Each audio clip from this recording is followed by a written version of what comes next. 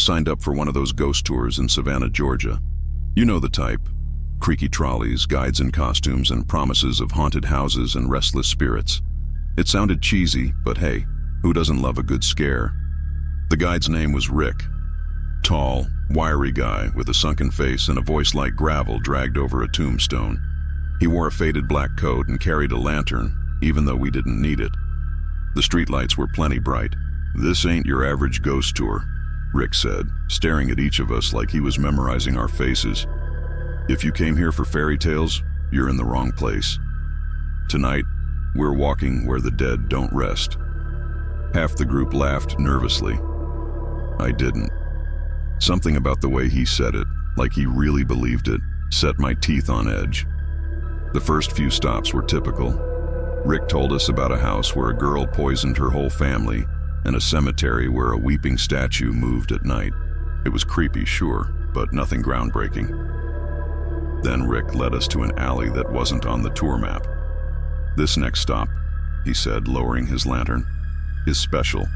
Tour companies won't talk about it because they're scared. But you're not scared, are you?" No one answered. The alley smelled like rot, wet garbage and something metallic, like old blood. "This is Hutchings Lane," Rick said. "In the 1800s, they called it the Snuffer's Path. You know what a snuffer is? It's what they used to put out candles. That's what they did to people here, snuffed them out." The group shifted uncomfortably, but no one left. That's the thing about fear. It pulls you in like a magnet. "They say," Rick continued, "if you walk this lane alone, you'll feel hands on your neck like someone's trying to snuff you out too. The weird part? No one ever sees the hands, just feels them." One guy in the group, a college kid with a frat shirt, snorted. "That's just BS to scare tourists." Rick smiled, but it wasn't a friendly smile. "You're welcome to test it out. Go ahead, walk the lane." The kid hesitated, then puffed up his chest. "Fine, I will." We all watched as he strolled into the alley, his steps echoing off the walls. He made it halfway before he stopped dead. "What the hell?" he said, swatting at his neck. "Something's touching me! Come back!" someone shouted. But the kid didn't move. He just stood there, clawing at his throat, his face turning red. And then he screamed, a sound that scraped the marrow from your bones. Rick stepped forward, holding the lantern high. The kid stumbled back into the group, gasping for air, his eyes wild. "There was someone," he wheezed. "I swear, there was someone." Rick nodded. "Told you." The rest of the tour was a blur. The kid wouldn't stop shaking, and everyone else kept glancing over their shoulders, like they expected to see something. When we reached the end of the tour, Rick turned to us and said, "Thanks for coming, but remember, the dead don't always stay where they belong. Sometimes they follow." He blew out the lantern, and I swear, for a split second, his face looked like a skull. That night I couldn't sleep. Every time I closed my eyes, I felt something. Not hands exactly, but a pressure around my neck, like I was being watched. The next morning I noticed bruises, faint, finger-shaped bruises, circling my throat. I tried to look up Hutchings Lane online, but it didn't exist. No records, no ghost stories, nothing. It was like the alley and Rick were never real. But the bruises, they were. And sometimes, when I'm alone at night, I swear I can still feel that pressure, like invisible hands just waiting to snuff me out.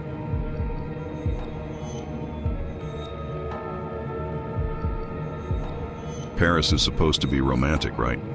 Strolling down cobblestone streets, sipping wine, maybe a little ghost story for flavor. That's what my girlfriend Amanda and I thought when we booked a midnight tour of the catacombs.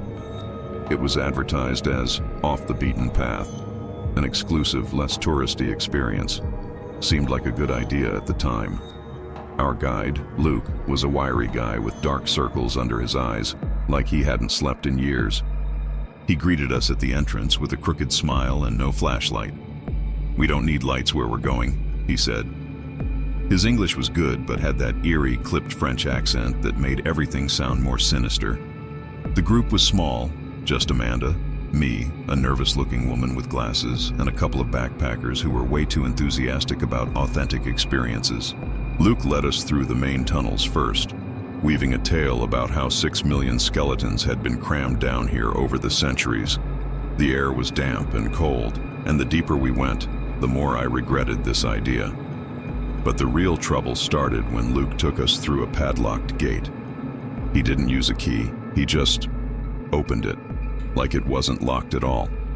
"This part," he whispered, "is not on the official tour." I glanced at Amanda. She looked excited.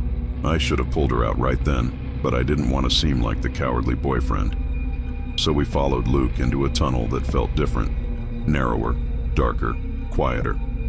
The walls were closer together, lined with bones stacked so high you couldn't see the top.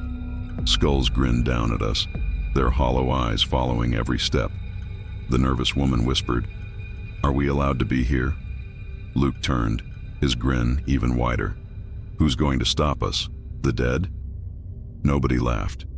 After about 10 minutes, we reached a cavernous chamber with a massive pile of bones in the center, like a throne built for some skeletal king. Luke stopped and faced us. "They say the catacombs have a way of keeping people who don't belong." The backpackers laughed awkwardly, but Luke wasn't joking. He crouched beside the pile and whispered something in French. A gust of wind rushed through the chamber, even though we were deep underground. It smelled like rot and something older, something worse. That's when we heard it. Faint, rhythmic tapping like footsteps, but not quite. Too fast. Too deliberate. It echoed from the tunnels behind us. Amanda grabbed my arm. "Did you hear that?" "Yeah," I whispered. Luke stood, brushing his hands against his coat. "It's time to move." "Wait," one of the backpackers said. "What was that?" Luke didn't answer. He just started walking, faster this time. None of us argued. The footsteps, or whatever they were, grew louder, closer. They didn't echo anymore. They sounded sharp, like bones clicking together. Amanda squeezed my hand. "It's just other tourists, right?" I wanted to say yes, but the air felt wrong. Heavy, like we were walking through molasses.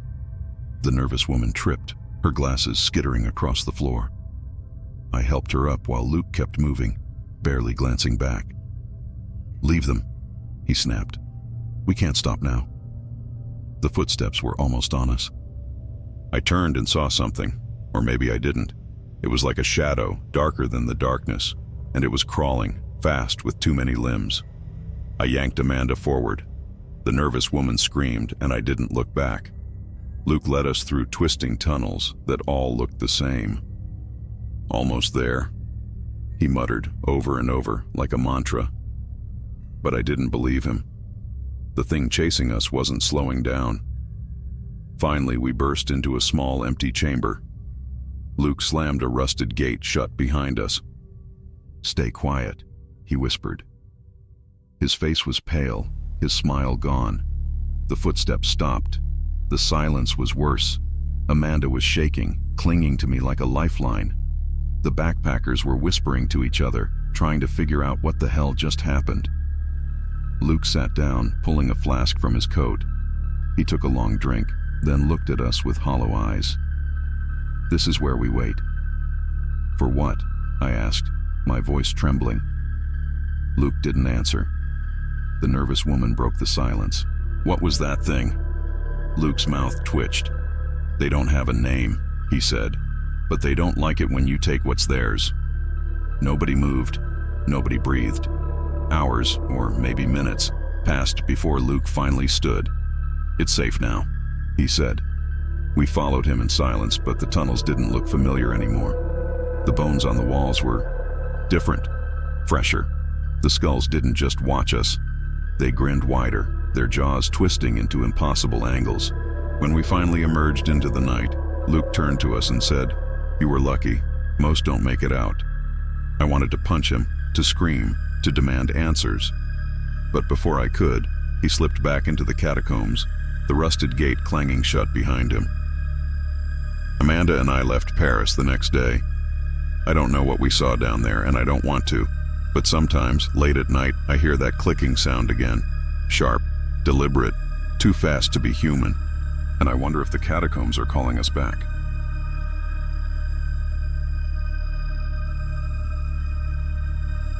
Have you ever been on one of those tours where the guide seems off?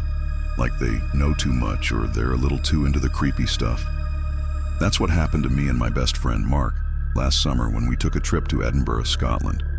We wanted the full experience. Castles, ghost stories, the whole 9 yards. What we didn't expect was a tour that would haunt us for the rest of our lives. It started with an ad Mark found online. Explore the forgotten tunnels of Edinburgh. One night only, limited spots.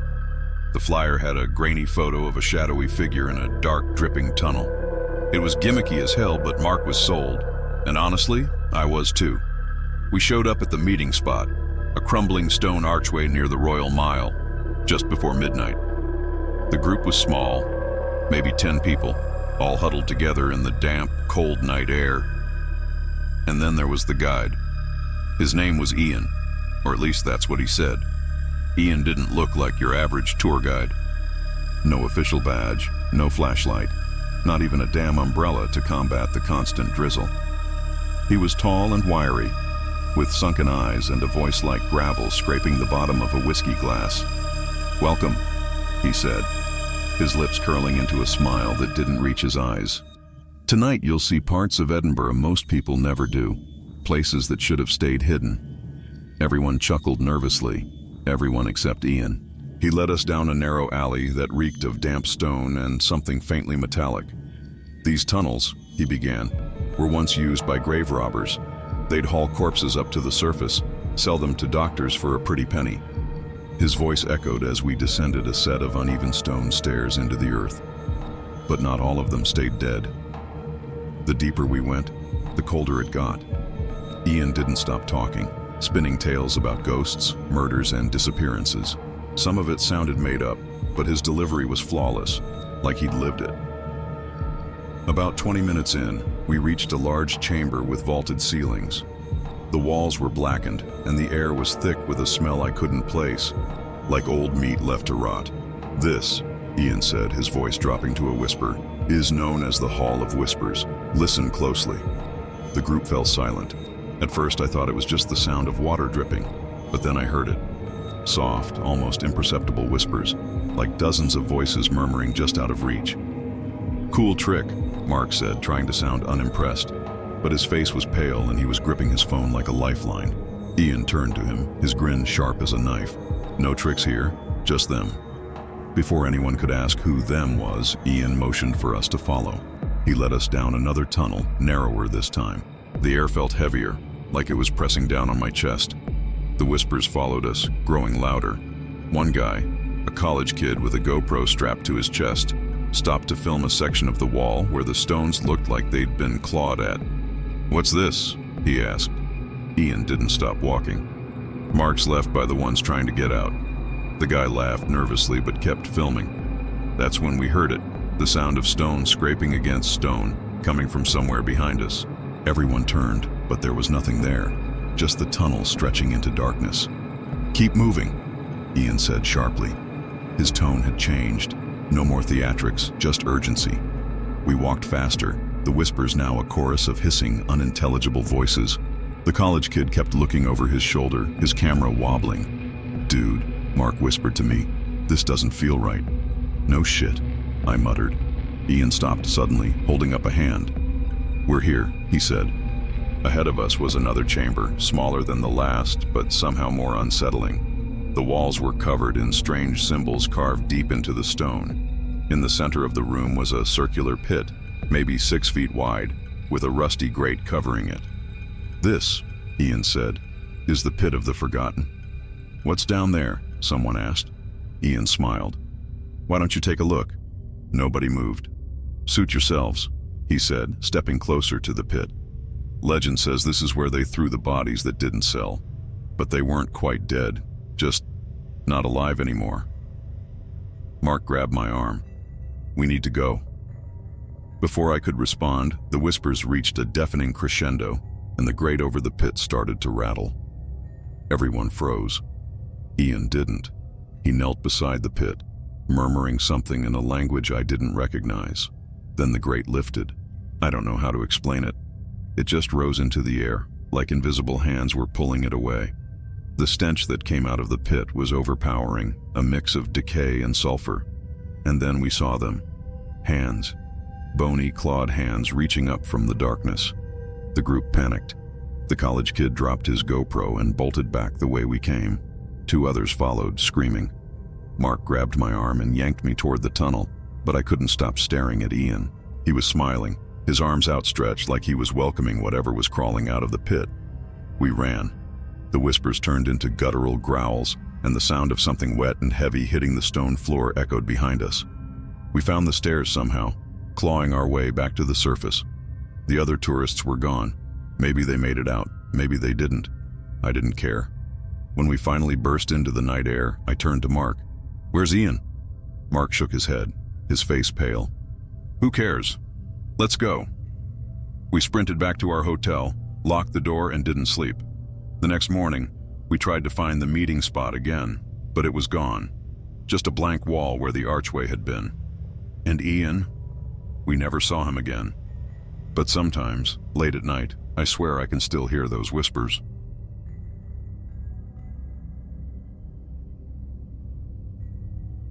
Okay, this is one of those stories that makes you question whether you're sane or if the world is just way darker than you thought.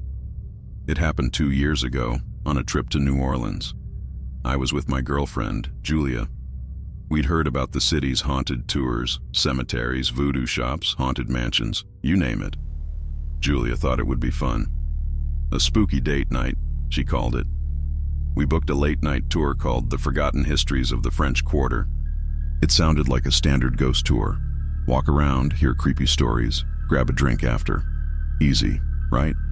Except this one started at 1 a.m., and the guide promised we'd see places the other tours wouldn't dare to show. That should have been our first red flag.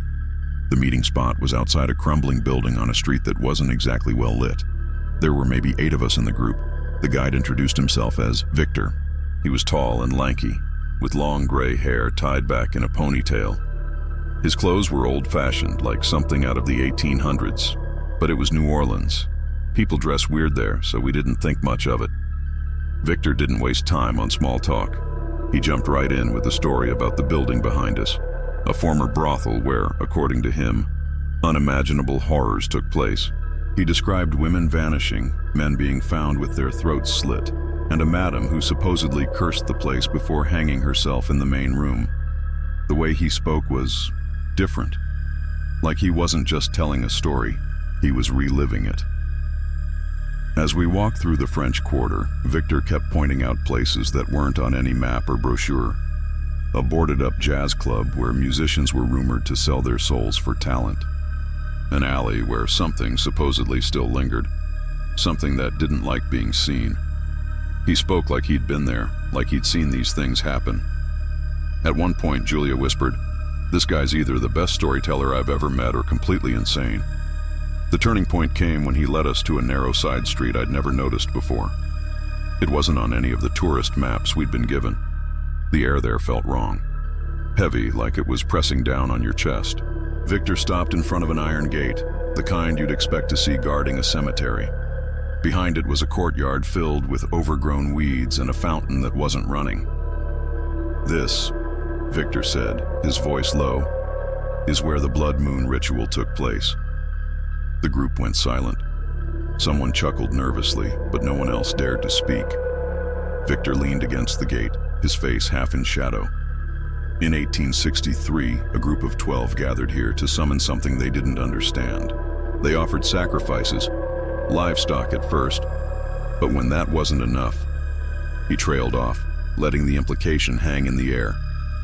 They thought they could control it. They were wrong. He pushed open the gate with a creak that made everyone jump. "Shall we?" Now, any sane person would have noped out of there.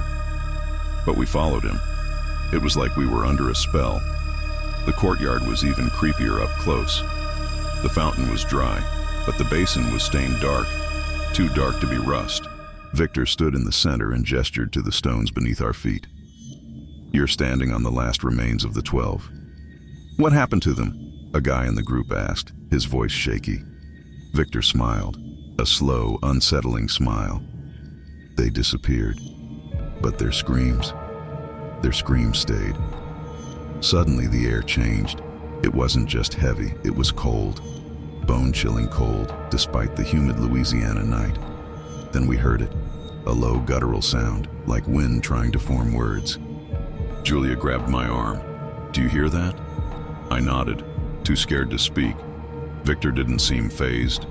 He stepped toward the fountain and ran his hand along the edge. "They say if you stand here long enough, you'll see them, the 12, but they won't be happy to see you." "Okay, man, this is getting weird," one of the guys said, backing toward the gate. "I'm out." Victor turned to him, his eyes darker than they'd been before. "You can leave if you think that's safer." The guy hesitated, then bolted out of the gate. No one followed him. We were frozen, stuck between fear and morbid curiosity. Victor turned back to the group. "The ritual didn't end here. It lingers, and sometimes it needs new participants." That's when the ground beneath us started to vibrate. The low sound we'd heard grew louder, more distinct. It wasn't wind, it was voices. Dozens of them, whispering, moaning, pleading. The fountain, dry just moments ago, began to bubble. But it wasn't water. It was thick and dark, like tar. Julia yanked my arm. "We need to go, now." But Victor wasn't done. He stepped toward the fountain, his arms outstretched. "They're here," he said, his voice trembling, not with fear, but with excitement. "Do you see them?" And then we did. Shadows started to form in the corners of the courtyard. At first, they looked like smoke, but then they took shape. Human, but not quite. Their faces were blurred, as if reality itself couldn't hold them. They moved toward us, their whispers turning into guttural cries. That broke whatever spell we were under. Julia and I ran, along with the rest of the group. We didn't stop until we were back on a main street, surrounded by the warm glow of streetlights and the hum of late-night bargoers. When we turned back, the alley and the iron gate were gone.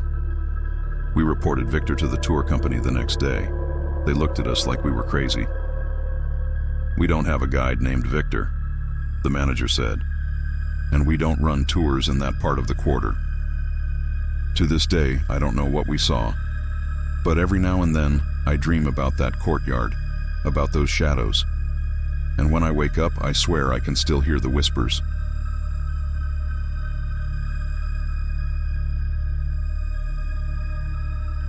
All right, buckle up, because this story will make you think twice about signing up for one of those extreme tourism adventures.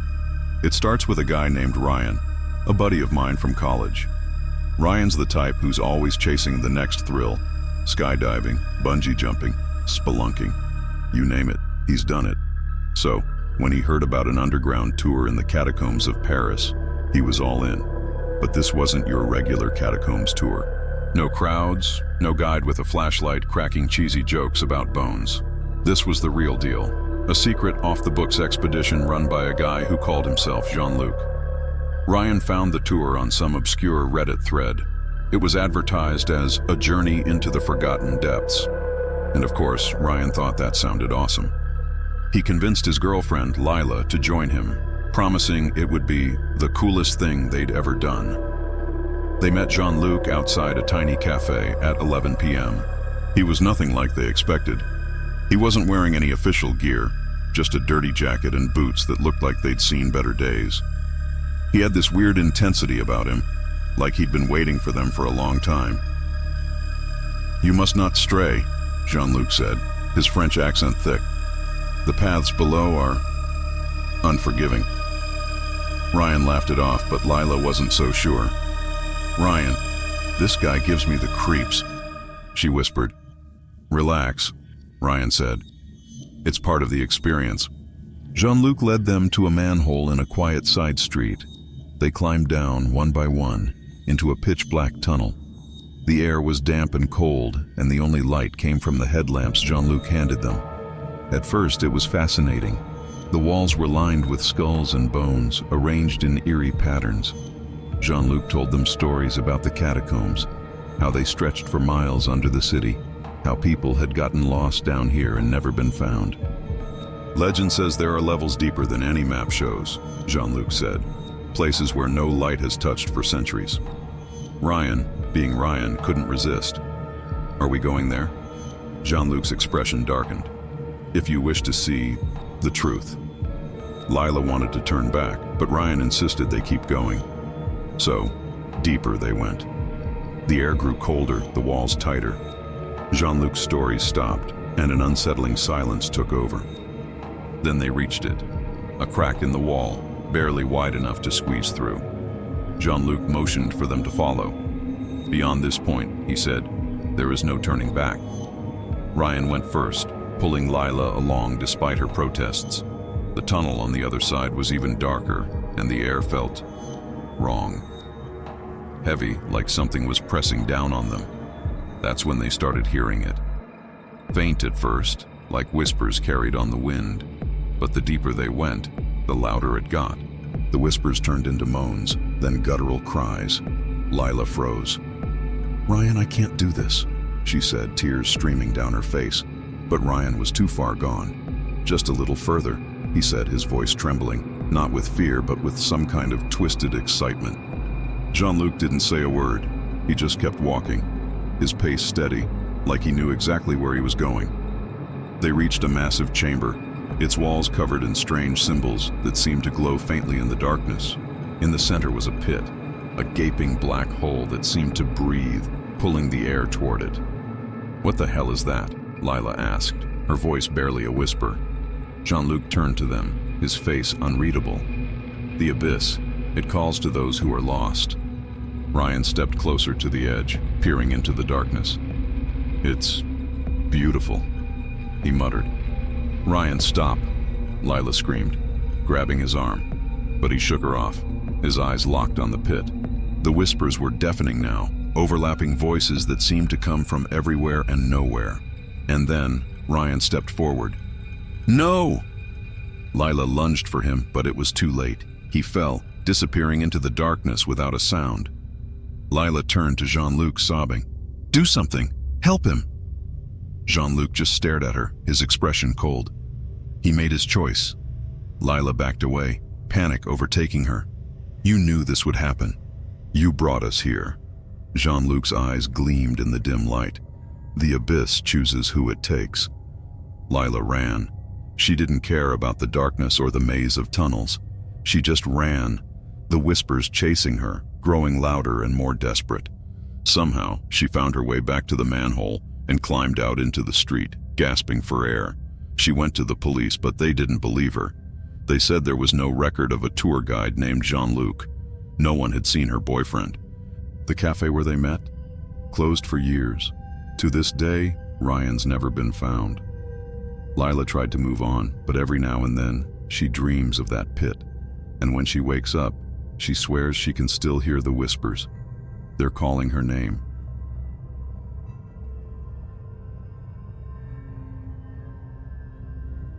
Alright, so this story? It's about a group of people who signed up for what was supposed to be a fun, spooky tour of an abandoned asylum. You know the type. Dim lighting, fake scares, a guide cracking jokes to keep things light. Except, this wasn't that kind of tour. The place was called Ravenwood Asylum, and it had been shut down for decades. Back in the day, it was infamous for its experimental treatments, electroshock therapy, lobotomies, the whole 9 yards. And of course, there were all these urban legends about patients who went missing and how the staff covered it up. Classic haunted spot material. A company called Eerie Expeditions had started running nighttime tours there, advertising it as the ultimate ghost experience. People ate it up. Our story focuses on 4 friends who signed up for one of these tours. Cassie, the skeptic, Ben, her thrill-seeking boyfriend, Mark, their sarcastic buddy, and Lena, who was way too into ghost hunting. They showed up on a chilly October night, expecting the usual. Creaky doors, maybe a few staged ghosts jumping out at them. Their guide was a woman named Alice, dressed in an old-fashioned nurse's uniform. She didn't seem particularly friendly, no introductions, no small talk. She just handed everyone flashlights and said, "Stay close, don't wander." The group joked about how serious she seemed, but as soon as they stepped inside, the atmosphere changed. The air was thick, heavy, like the walls were pressing in on them. The place reeked of mildew and something metallic. Cassie tried to laugh it off, but even she felt a knot in her stomach. Alice started leading them through the halls, explaining the asylum's history. Her voice was flat, almost mechanical, as she described how patients were restrained for weeks, sometimes forgotten in their cells. At one point, Lena asked, "Did anyone ever die here?" Alice stopped walking and turned to her, eyes like ice. "Everyone dies here." The group exchanged nervous laughs, but Alice didn't smile. She just turned and kept walking. As they went deeper into the asylum, the temperature dropped. Their breath fogged in front of them, and the flashlights started flickering. Ben joked, "This is where they make us sign a waiver, right?" But no one laughed. They came to a room Alice called the treatment ward. It was lined with old hospital beds, the kind with rusty chains attached. "This is where the more resistant patients were handled," Alice said. "Most of them never left." Cassie couldn't help but notice how Alice seemed to know the place a little too well, like she wasn't just reciting a script, but speaking from memory. When Cassie asked how long Alice had been working for Erie Expeditions, Alice ignored her. Then the noises started, soft at first, like whispers. Cassie brushed it off as the wind, but Lena swore she heard a voice saying her name. "It's just the acoustics," Mark said. "Old buildings echo." But even he looked uneasy. Alice led them to the basement where the maximum security patients were supposedly kept. The air down there was freezing, and the smell was worse, like something rotting. Their flashlights barely cut through the darkness. "This is the morgue hall," Alice said.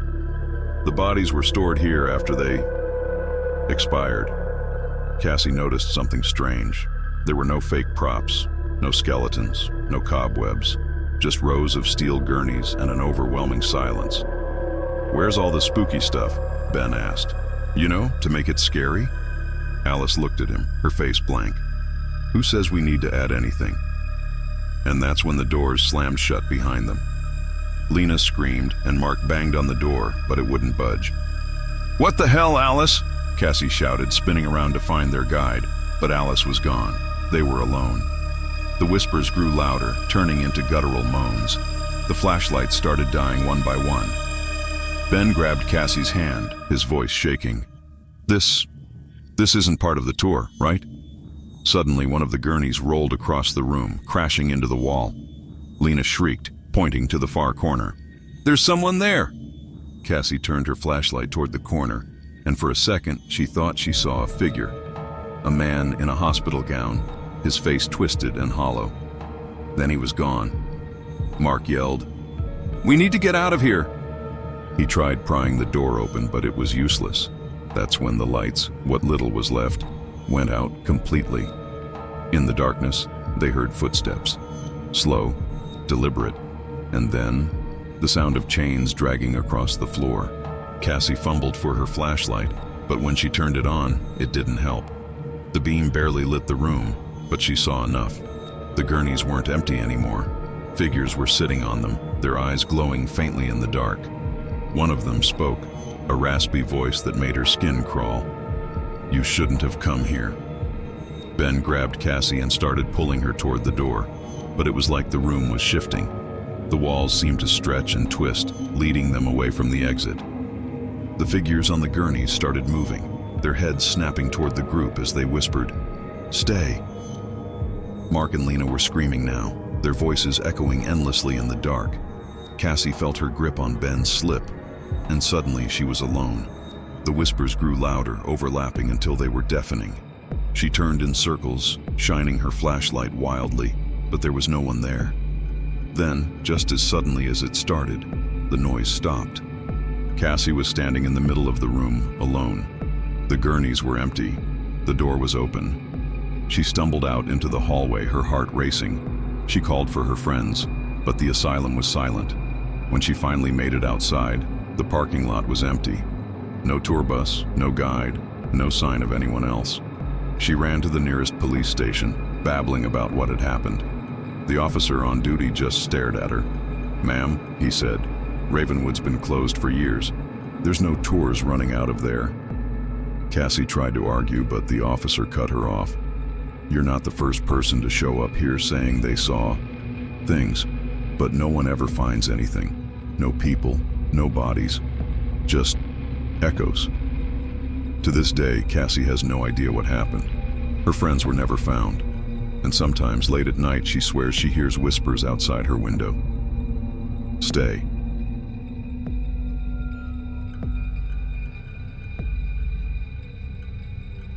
You've probably heard of the catacombs in Paris, right? Everyone has. A labyrinth of tunnels lined with the bones of the dead, stretching deep beneath the city, where tourists pay to take creepy tours. It's become part of the city's charm. Well, for some people anyway. But what they don't tell you, what they never tell you, is that the catacombs aren't just about bones. Let me set the stage for you. A few years ago, a group of strangers, tourists like you or me, decided to take a tour. A dark, thrilling journey through one of the most notorious burial sites in the world. They signed up with a guide, a guy named Julian. Now, I don't know if Julian was always like this, or if something had changed after he started working there. But there was something off about him. He was way too calm, like someone who'd spent too much time in the dark. Not that you'd think too much about it when you're getting ready for a little horror fix in a famous tourist attraction. The group consisted of 4 people. Each of them was there for a different reason. There was Nate and Molly, a young couple in their 20s, both looking for something spooky to remember their trip by. Then there was James, an older man, probably in his late 50s, who looked like he'd been through a few hard times, and his daughter, Emma. Emma was maybe 15, wide-eyed and eager, but you could tell she didn't exactly want to be there. Julian met them at the entrance with a smile that didn't reach his eyes. He was tall, too tall for comfort, with a lanky build and scruffy hair that looked like it hadn't been cut in years. He led them down a narrow, steep stairwell into the catacombs, and right away the air changed. It was thick, damp, almost like it was pressing down on them, suffocating them with history. It was an oppressive feeling, the kind of atmosphere that made you want to hurry, but also, at the same time, made you feel like something was waiting for you to fall behind. Julian didn't speak much as they descended. In fact, he barely spoke at all. Occasionally, he'd point to a skull or a bone and say something like, "Here's where the plague victims are buried," or, "This is where the criminals were thrown to rot." His voice was low, almost a whisper, like he was afraid the walls might hear him. The deeper they went, the more claustrophobic it became. It wasn't just the low ceiling or the narrow paths. It was the feeling that something was shifting in the darkness, something alive and aware. They were down there for hours. Time didn't make sense in those tunnels. The air was so still, so thick with decay, that it made everything seem distant, as if they were in a dream. But then, things started to happen. Small things at first, strange echoes of footsteps, whispers that didn't belong to anyone in the group, shadows that moved in the corners of their vision. But the real terror didn't hit until they reached a part of the catacombs where no one had dared to go in years. Julian had led them there, almost as if he was drawn to it himself. It wasn't marked on any maps. It wasn't part of the official tour. "This," Julian said, his voice colder now, "is where the missing are. People who never came back." Emma, the young girl, looked pale, and even Nate and Molly seemed to shrink away from the dark passageway Julian pointed to. James asked, "What do you mean by missing?" Julian didn't answer right away. He just stared into the blackness, as if listening to something the others couldn't hear. Then, in a voice so soft, it almost didn't reach their ears, he said, "Sometimes the catacombs don't let people leave." The hairs on the back of Nate's neck stood up. That's when everything changed. The floor shifted beneath them, and the walls seemed to lean in closer, like the catacombs were closing around them, trapping them. The whispers grew louder, and the shadows started to take shape. Molly screamed when something brushed her shoulder, but when she turned, there was nothing there. They tried to go back the way they came, but the tunnels, they weren't the same anymore. The walls seemed to twist and bend, and the air grew colder. It wasn't just a little eerie, it was wrong, like they were walking deeper into the earth's belly, into a place where nothing human should be. Julian didn't seem to notice. He kept walking, like this was just another part of his job, but his pace had quickened, and his eyes, His eyes were dark, almost hollow now, like the man who had first greeted them was no longer there. The deeper they went, the less human he became. Finally, after what seemed like an eternity, they found an opening. It was a small, narrow door, no bigger than a closet. It was the only way out. They forced it open, and that's when they saw it. There were bodies, old, dried-up mummies, their faces twisted in agony. But they weren't just skeletons. Some were moving. Their eyes, dark and empty, followed the group as they entered the room. And that's when they realized the catacombs didn't just keep the dead. They kept those who had wandered in and never left. Julian turned to them, his face a mask of stone. And for the first time, he smiled. It was a smile that made their stomachs drop. "You're part of the tour now," he said. "You'll never leave." And that's the last thing any of them heard. The police never found their bodies, at least not in the catacombs. The only trace of them was the tour guide's creepy smile, caught in a video that someone had taken by accident before their phones went dead. Some say it's still out there, the footage, haunting, dark, disturbing. And Julian? Well, no one's seen him since. But if you ever find yourself booking a tour through the catacombs in Paris, take a close look at the guide. If he's too tall, too quiet, and his eyes are too dark, don't follow him, because you might just find yourself part of the tour too.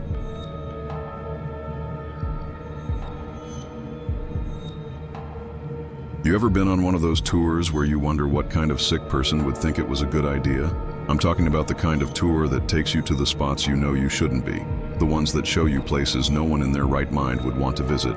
But, of course, the human fascination with the dark, the forbidden, and the terrifying always finds a way in, doesn't it? That's exactly what happened to a group of tourists. 3 of them, all strangers who'd booked the same trip. They didn't know each other, but they had one thing in common. They all loved a good scare.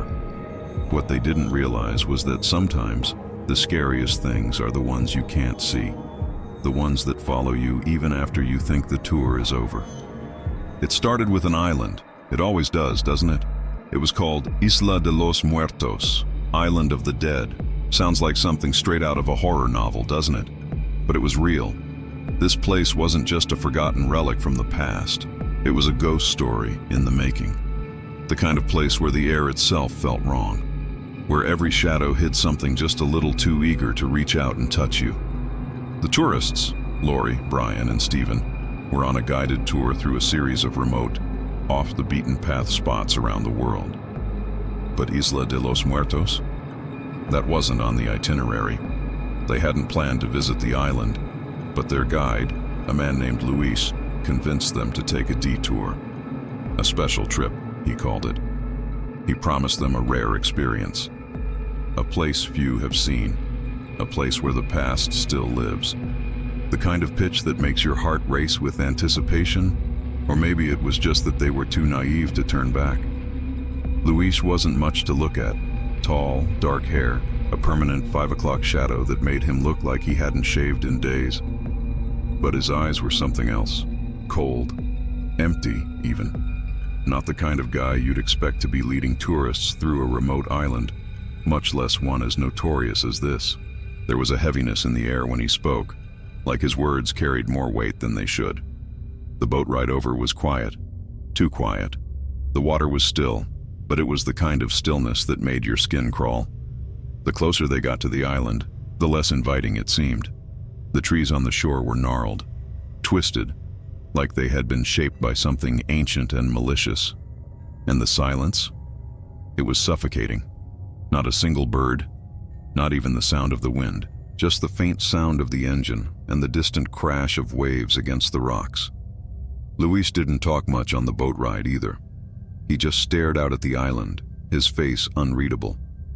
When the boat finally docked, the tension was thick. Lori had already started to regret coming, but it was too late now. She had to go through with it. "Welcome to Isla de los Muertos," Luis said, his voice rough and raspy. "And remember, what you see here, it doesn't leave. Not with you, at least." They didn't know what he meant by that. They had no idea what was waiting for them. The island wasn't just abandoned, it was cursed. That's what Luis told them, though he didn't go into details. He only said they'd have to see it to believe it. But even then, nothing could have prepared them for the sight they'd soon encounter. As they walked inland, the air began to thicken. The ground beneath their feet was soft, almost sponge-like, as if it had soaked up something far worse than water. And the further they went, the more the trees began to close in, the leaves rustling, but not with the wind, with something else, something alive. Luis led them through a series of ruins, decaying buildings, long-abandoned homes, and what looked like old graveyards, though no one had dared to bury anyone here for centuries. But the thing that stuck with them most was the statues. They were everywhere, carved into the sides of crumbling buildings, standing in the middle of the path. Some so old they looked like they were almost part of the landscape, but none of them looked like anything from any culture they'd seen before. They weren't human. They had features that were too elongated, too distorted, like something meant to represent a twisted version of mankind. And that's when the whispering started. At first, it was just faint, the kind of thing you think is the wind, the trees, or your own mind playing tricks on you. But it wasn't the wind. It was a voice that called to them in a language none of them understood. It wrapped around them like a cold hand, slipping through their ears and crawling into their thoughts. Turn back. It was so quiet at first, barely a whisper, but then it grew louder. The ground seemed to shift beneath them. Lori looked behind her, and for a second, just a second, she could have sworn she saw something move in the shadows. But when she looked again, nothing was there. Then came the feeling. It wasn't just fear. It was something deeper, something primal. Like the island itself was alive, watching them, waiting. Luis didn't seem fazed by any of it. He continued on, guiding them further into the darkness, his footsteps deliberate. "Stay close," he said. "The island remembers." None of them asked what he meant. They were too busy trying not to breathe too deeply, afraid that something might slip inside them if they did. The tour reached its peak when they entered a massive, decrepit church at the center of the island. The door creaked open with an unnatural sound, as if it hadn't moved in centuries. Inside, the air was heavy with a sickly sweetness, like rot and incense. And that's when the tour hit a point none of them could ever come back from. On the altar, there was a figure, not a statue, a person, a woman, or what had once been a woman. Her skin was pale, almost translucent, stretched tight over her bones. Her eyes were wide open, but they were empty, hollowed-out sockets. And she was sitting there, perfectly still, perfectly silent, as though waiting for them to see her, to know her. Luis stepped forward, his expression unchanged. He muttered something under his breath, something in that same dark language they couldn't understand. Suddenly, the woman's head snapped to the side, her neck twisting in a way that wasn't humanly possible. She grinned. It was a smile that stretched far too wide. Too far, in fact. And that's when the voices came back, louder now, echoing in their minds. "Leave, or stay," Lori screamed. Brian and Stephen backed up in a panic, but it was too late. The door slammed shut, locking them inside. And Luis? He just stood there, watching, smiling. "You shouldn't have come here," he said quietly. "Now you're part of the island's story, forever." Days later, a search team found the boat abandoned, but no sign of the tourists. Some say they're still on the island, lost to the fog and the dark, forever part of its twisted history. Luis? They never found him either. And Isla de los Muertos? It's still there, waiting for the next group of curious souls, ready to drag them into its depths.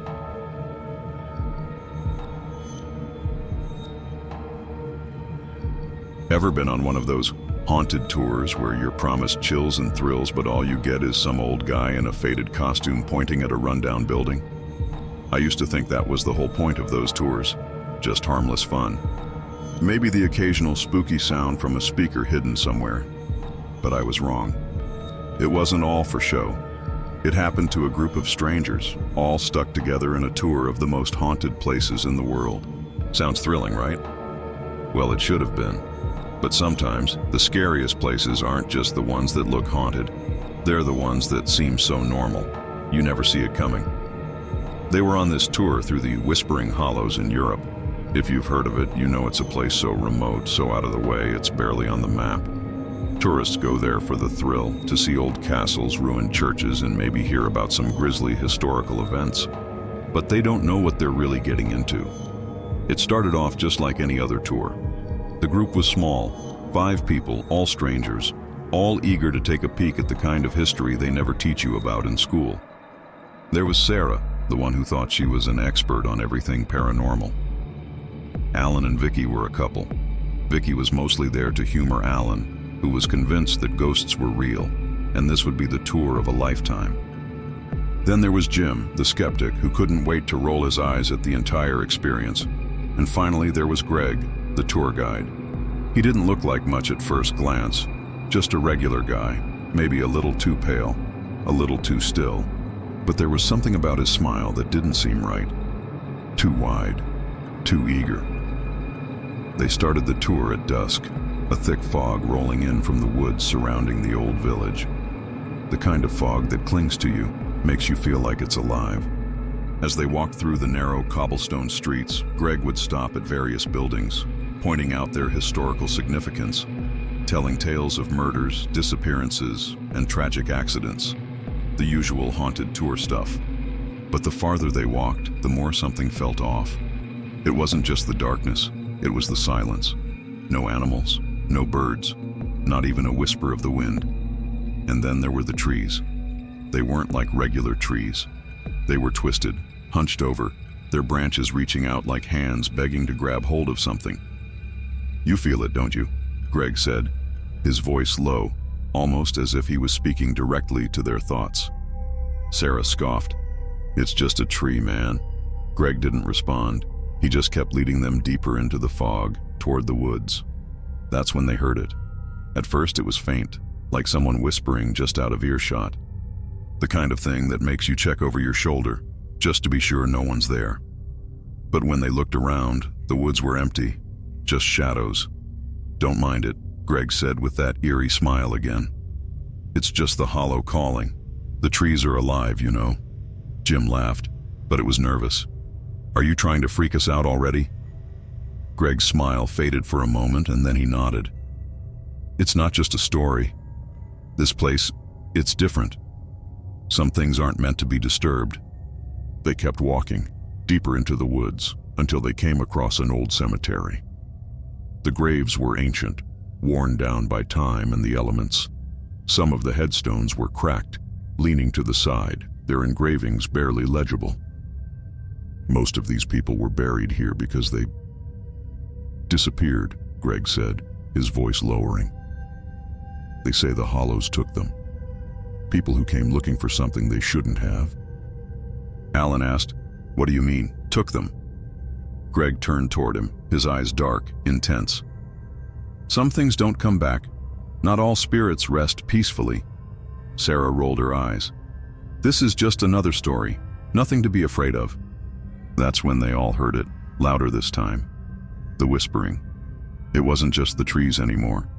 It was coming from everywhere, surrounding them. Words they couldn't understand, like a language they'd never heard, but felt deep in their bones. A cold shiver ran down Sarah's spine, but she tried to shrug it off. Greg's eyes glinted in the fading light. "You hear it, don't you? The hollow is calling, but you don't want to answer. Trust me." The group looked at each other uneasily, the tension thick in the air. Then Greg turned sharply, leading them away from the cemetery. He walked faster now, almost as if he was trying to outrun the whispers. They followed, but the whispering grew louder, more insistent. It was in their heads now. And then, from somewhere deep in the woods, they saw it. A figure. Tall, dark, no face. Just a silhouette, standing in the fog, unmoving. Watching them. Alan was the first to stop, pointing toward the figure. "What the hell is that?" Greg didn't stop. He kept walking faster. "Don't look at it. Don't acknowledge it." But it was too late. The figure moved. It wasn't a person. It was something else. Its limbs long and unnaturally thin, its body distorted, like it was trying to crawl out of the ground itself. And then, it spoke. "You shouldn't have come," it hissed, its voice like scraping nails on a chalkboard. Jim's face went pale and he froze in place. Vicky screamed. Alan pulled her back, but it was too late. The figure was upon them, its hollow eyes locked onto theirs, and then everything went black. The next morning, the group was found, huddled together in the woods, shaking, broken. Greg was gone, vanished. The group couldn't explain what had happened, what they had seen, but they knew one thing. Something on that island had marked them. The tour ended there, but not for them. The whispers? They followed, in their dreams, in their minds. They never stopped. They say the whispering hollows don't let go, not once they've got you. The rest of the tourists, they didn't make it out either. They found their bodies later, but no one remembers the tour guides. No one remembers Greg. Not for long, anyway. And if you're ever near those woods, don't listen to the whispers. Don't follow the sound of the hollow calling, because once you do, you'll never leave. You'll just become part of the tour.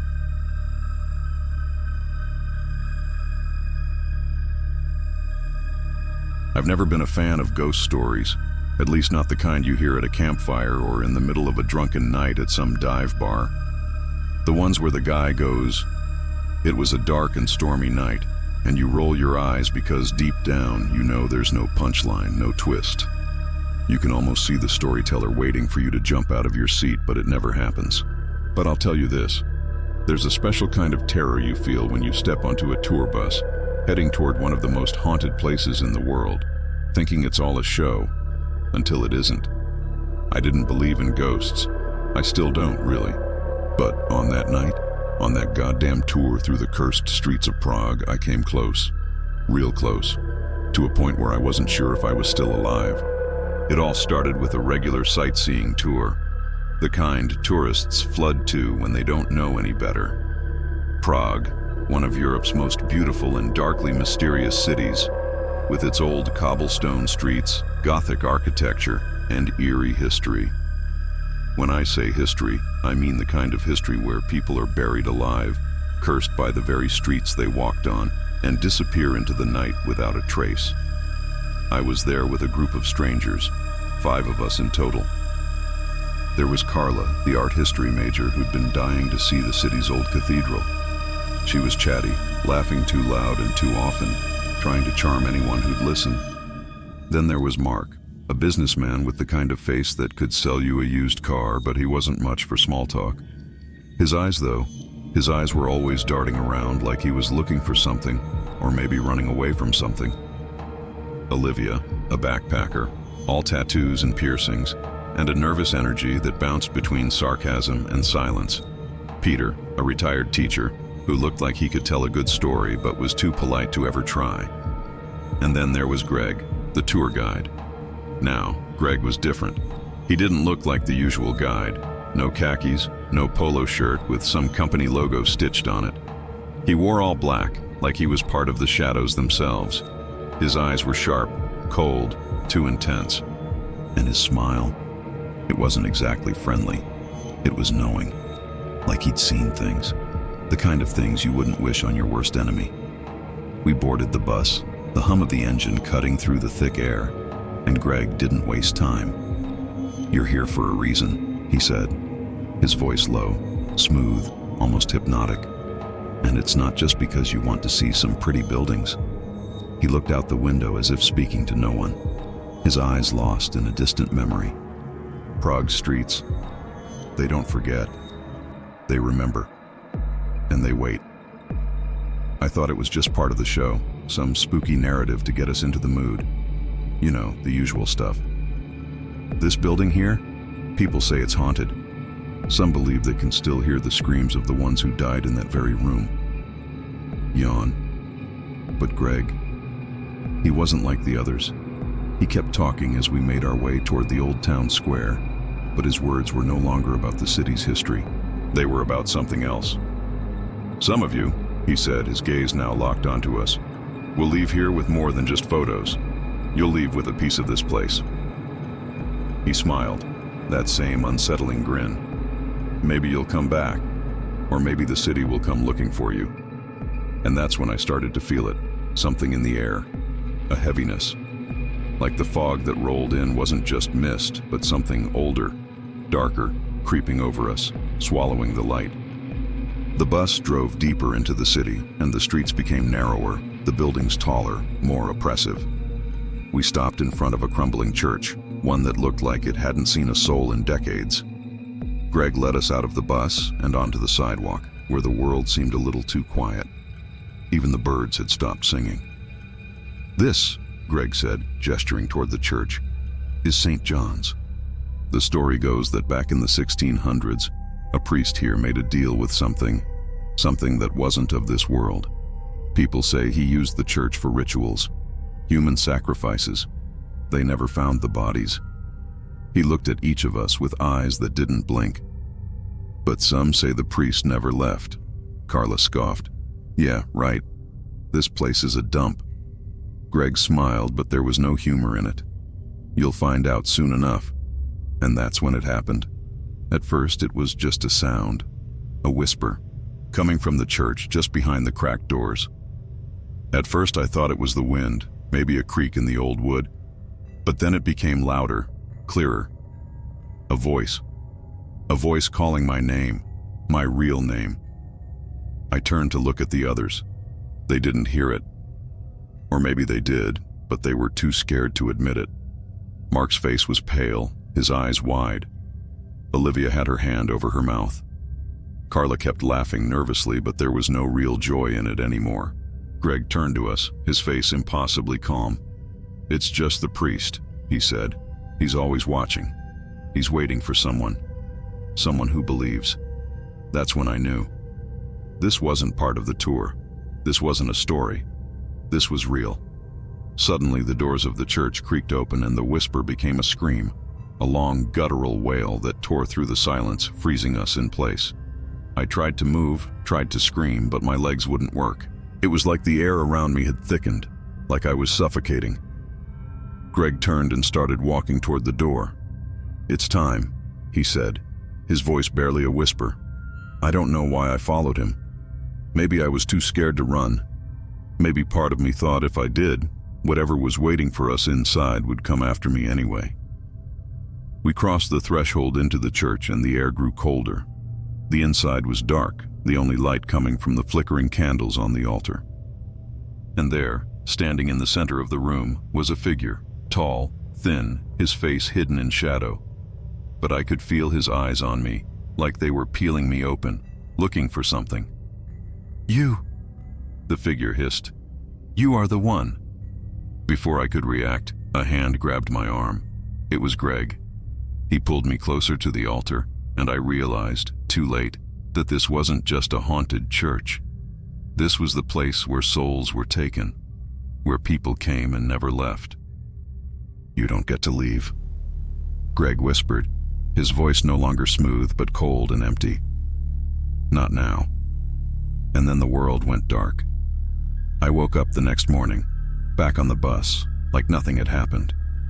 The others were there, but they weren't the same. Their eyes were hollow, like they'd seen something they couldn't forget. Something that followed them now, just like it followed me. Greg was gone. We never spoke about what happened in that church.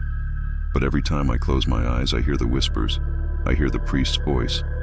And I know, no matter where I go, I'll never leave Prague. It has a piece of me now, and it's waiting for the rest.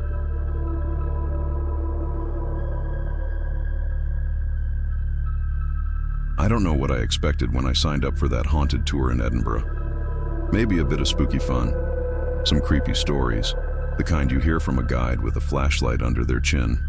You know the drill, but nothing could have prepared me for what I'd end up seeing or hearing. It all started the night I arrived in Edinburgh, jet-lagged and exhausted, but still determined to make the most of my time in one of the most haunted cities in the world. Ghosts, curses, legends, they all ran through the streets like old friends, waiting to be rediscovered by the next batch of curious tourists. And like most people, I was drawn to the darkness. I found myself at the Royal Mile, where the tour started, outside of a small crooked shop that looked like it hadn't changed in centuries. It was run by a guy named Darren, who didn't look like your typical tour guide. Most of them wear matching t-shirts or those little headsets with microphones. Not Darren. He was wearing a long black coat, his hair wild and unkempt, his eyes too tired for someone who was supposed to be selling ghost tours for a living. "You here for the 10 o'clock?" he asked, squinting at me like he wasn't sure if I was really there or if I was just another part of the fog that rolled in every night. "Yeah," I said, trying to sound casual.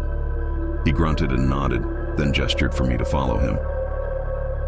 There were only a few of us on the tour that night. A couple from Germany, a group of college kids who were more interested in getting drunk than in hearing about anything supernatural, and a middle-aged woman with a camera slung around her neck who had the kind of smile that made you think she'd seen a lot of things she wasn't supposed to see. Darren led us down into the old town, where the buildings were close together, their windows staring down like empty eyes. The streets narrowed the further we went, and the cold began to seep into my bones. "We're going to start with something small," Darren said, his voice low, almost a whisper. "Just a little taste, a warm-up."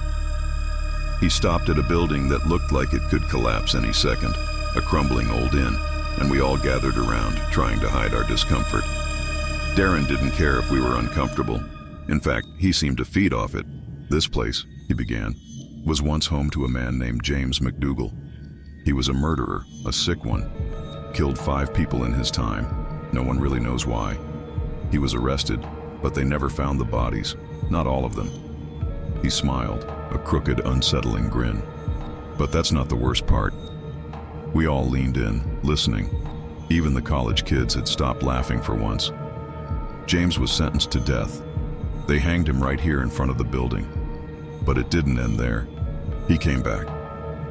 He comes back, every night, at exactly 3 a.m. He's still waiting, still looking for those people he killed, still looking for the bodies.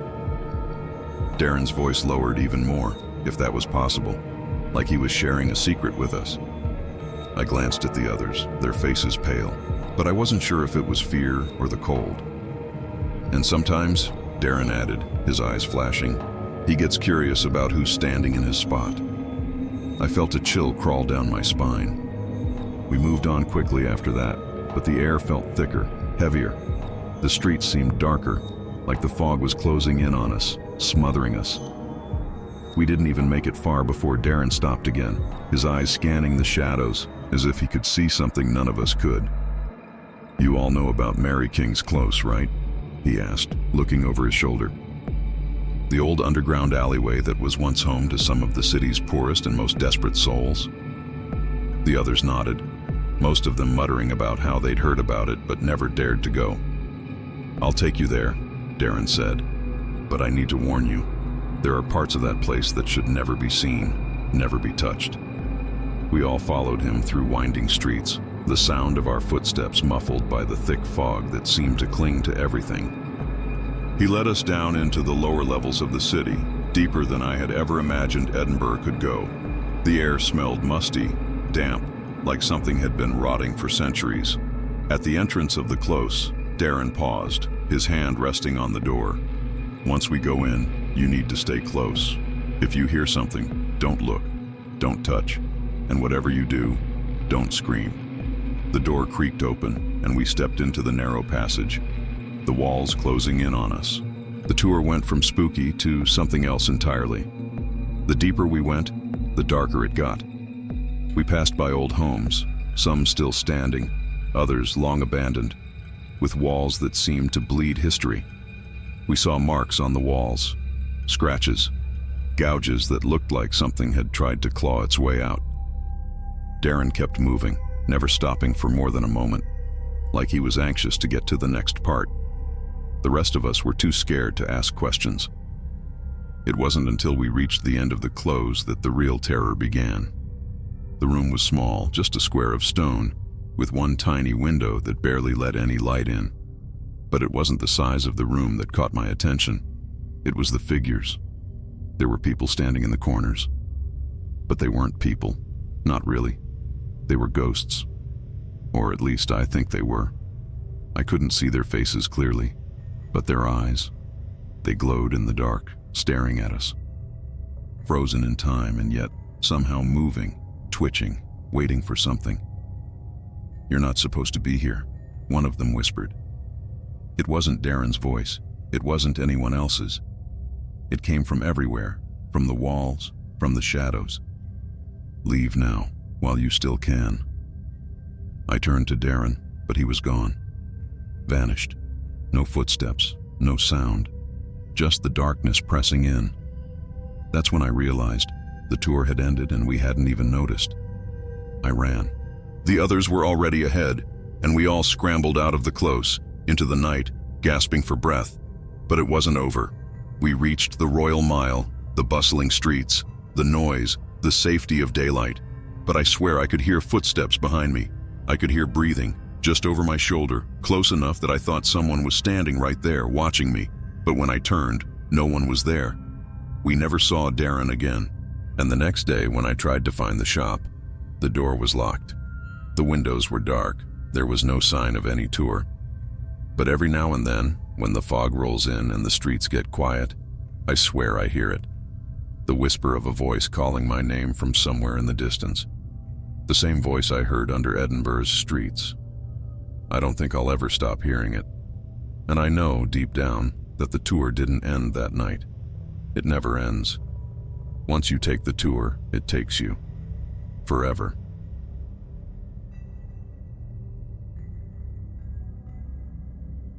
I've never been the type to shy away from a good ghost story. I mean, who isn't drawn to the eerie? The thrill of hearing about haunted places, dark corners of the world where the dead aren't exactly resting. So when I booked that ghost tour in Prague, I thought it would be just like any other. A little fun, some spooks, maybe a couple of chills down my spine, but nothing too crazy. Nothing that would make me look over my shoulder for the rest of my life. But the moment the tour started, I knew something was off. It was a typical chilly evening, the kind where your breath comes out in clouds and the streets feel like they're swallowed by the fog. We were a small group, 4 tourists, including myself, and the guide, a woman named Lenka, was already standing by the entrance of the old church, waiting for us. Now, Lenka wasn't what you'd expect from a tour guide. She wasn't bubbly or excited like some guides I've had. There was something distant about her.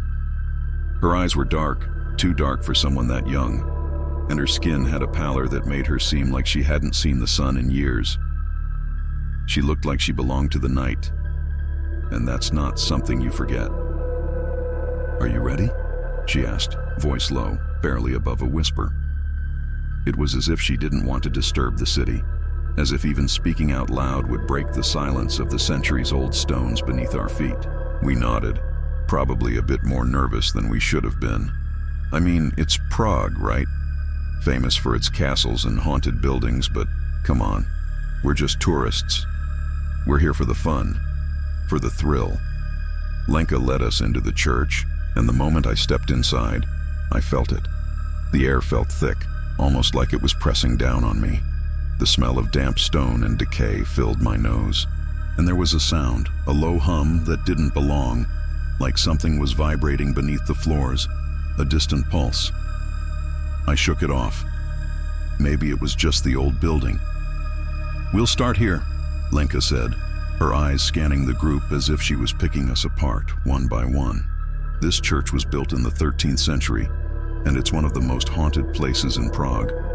Hundreds of souls lie buried beneath these stones. She stopped, letting her words hang in the air. The way she said it made it feel less like a fun fact and more like a warning. "We'll see where the priest died," she continued, her voice dropping lower, "and where the screams still echo."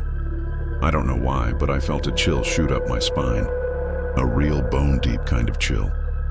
It wasn't from the cold air, it was something else. Something I couldn't explain. And the weirdest part, the others seemed fine.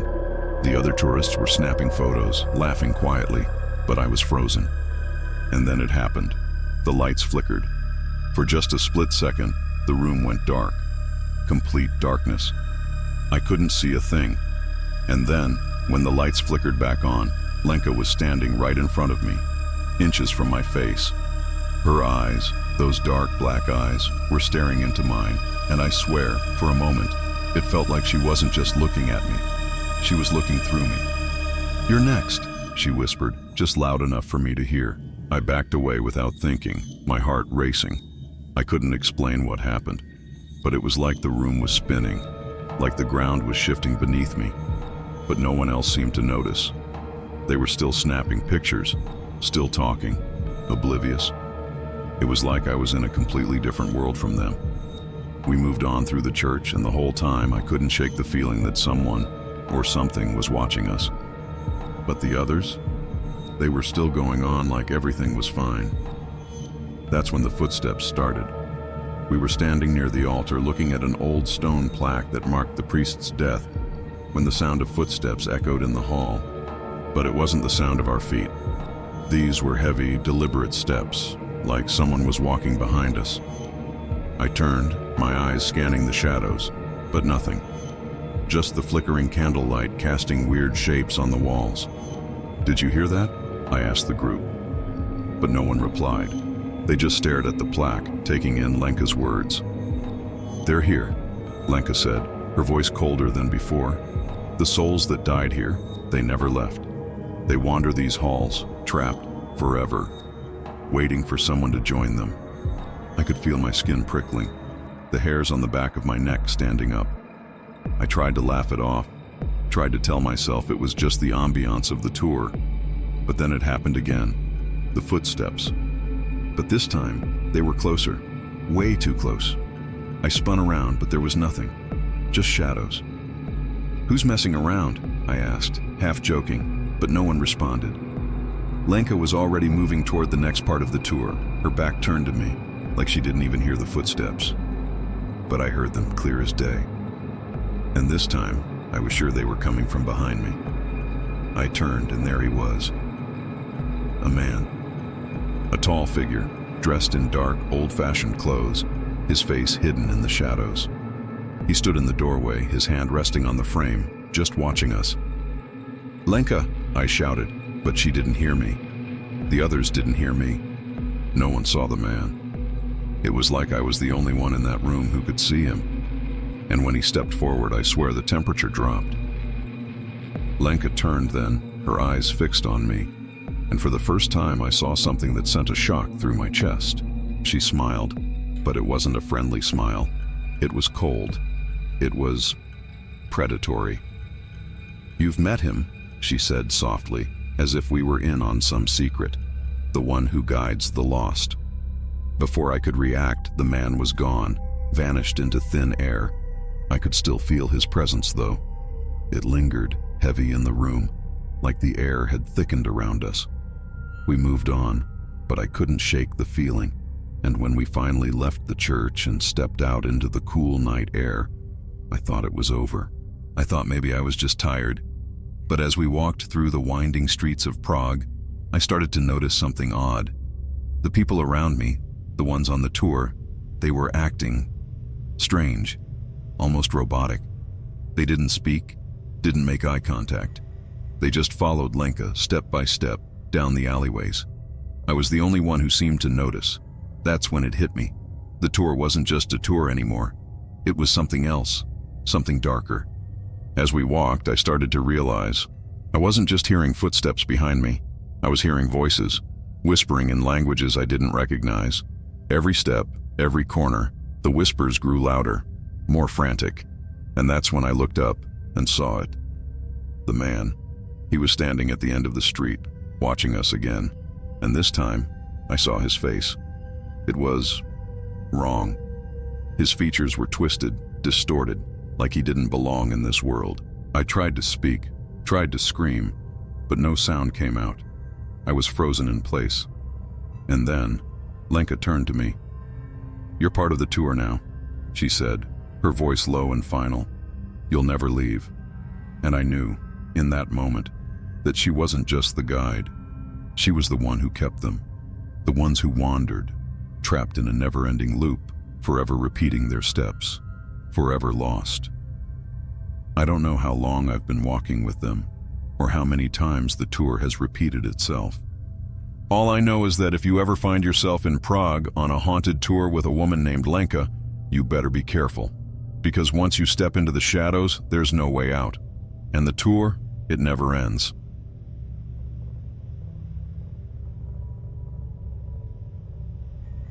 It's strange how certain places just feel wrong. Like they've been waiting for you. Not just the haunted houses or those overhyped spots where they say something eerie happened, but the places that feel alive. Or maybe dead, depending on how you look at it. So when I booked that exclusive ghost tour in Tokyo, I wasn't expecting what I got.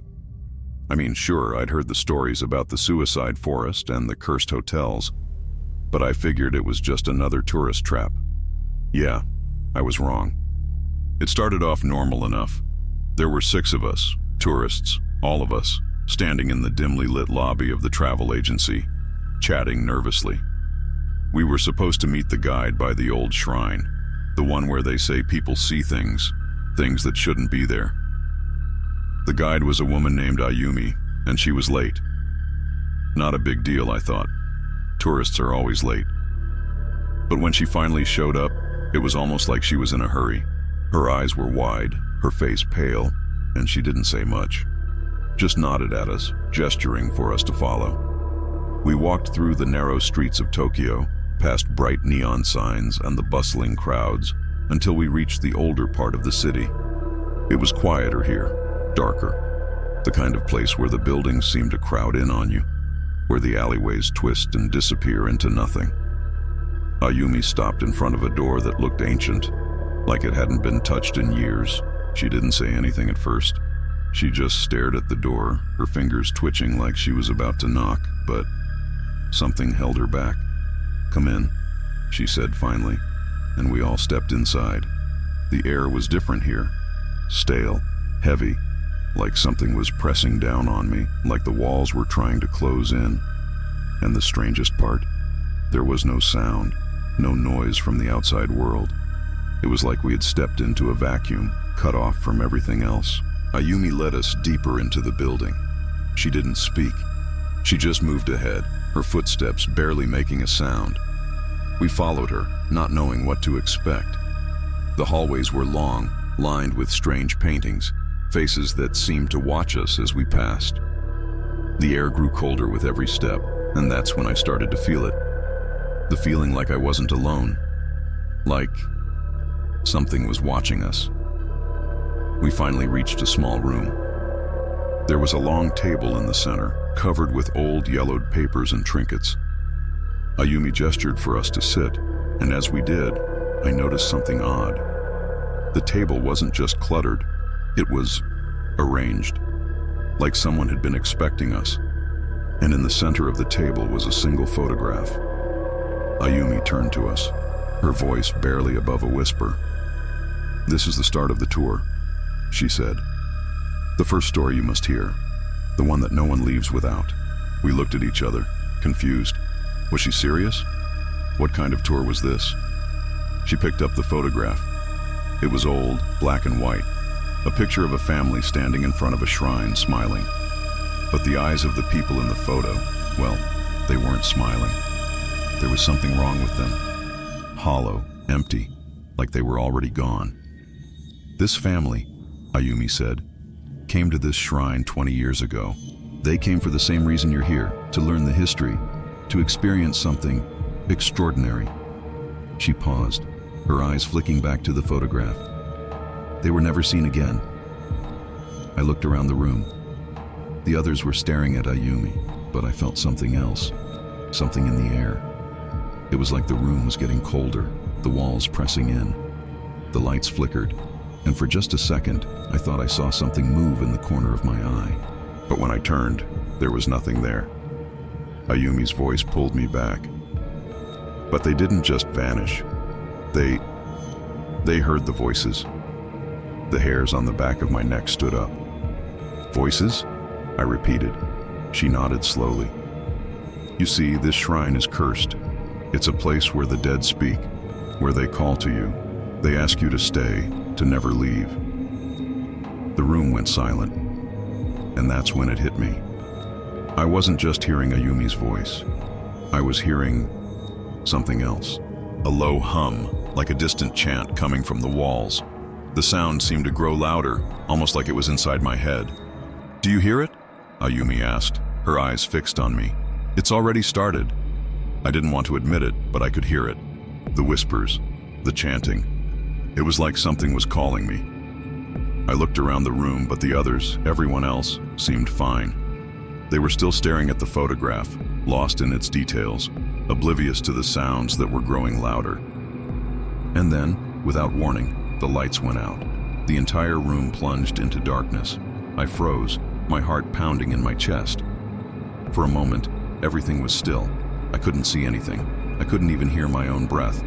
And then, just as quickly as the darkness had come, it was gone. The lights flickered back on, and when I looked up, Ayumi was standing right in front of me. Too close. Her breath cold on my face.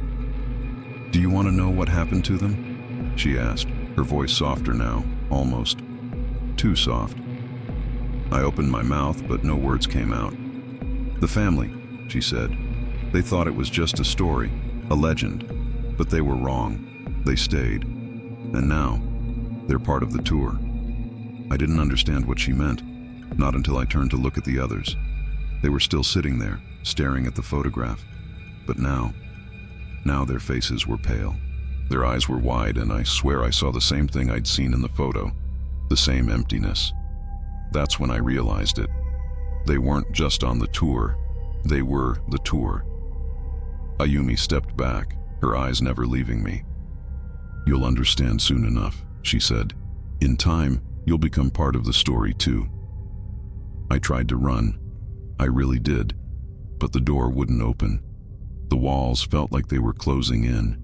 The air was thick with that same chant, that low hum, and I couldn't breathe. My body froze, my mind racing, but no matter how hard I tried, I couldn't move. And then, like a wave, it hit me. The voices. They were calling me to stay, to never leave. I don't know how long I've been here, or if I'll ever get out. The others, they've stopped trying to escape.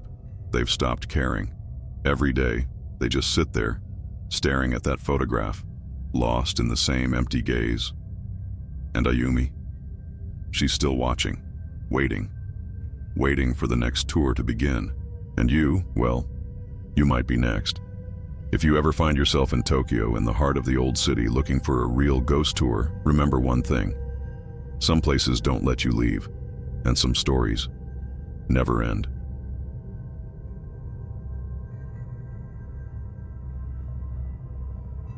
I had always thought of myself as someone who could handle anything. Spooky stories, ghost tours, even creepy haunted houses. But what I didn't expect was how quickly that confidence would crumble when I found myself standing at the entrance of one of the most haunted places on Earth, in the middle of a guided tour that quickly became something more sinister than I could ever have imagined. It all started in Prague. Beautiful city, right?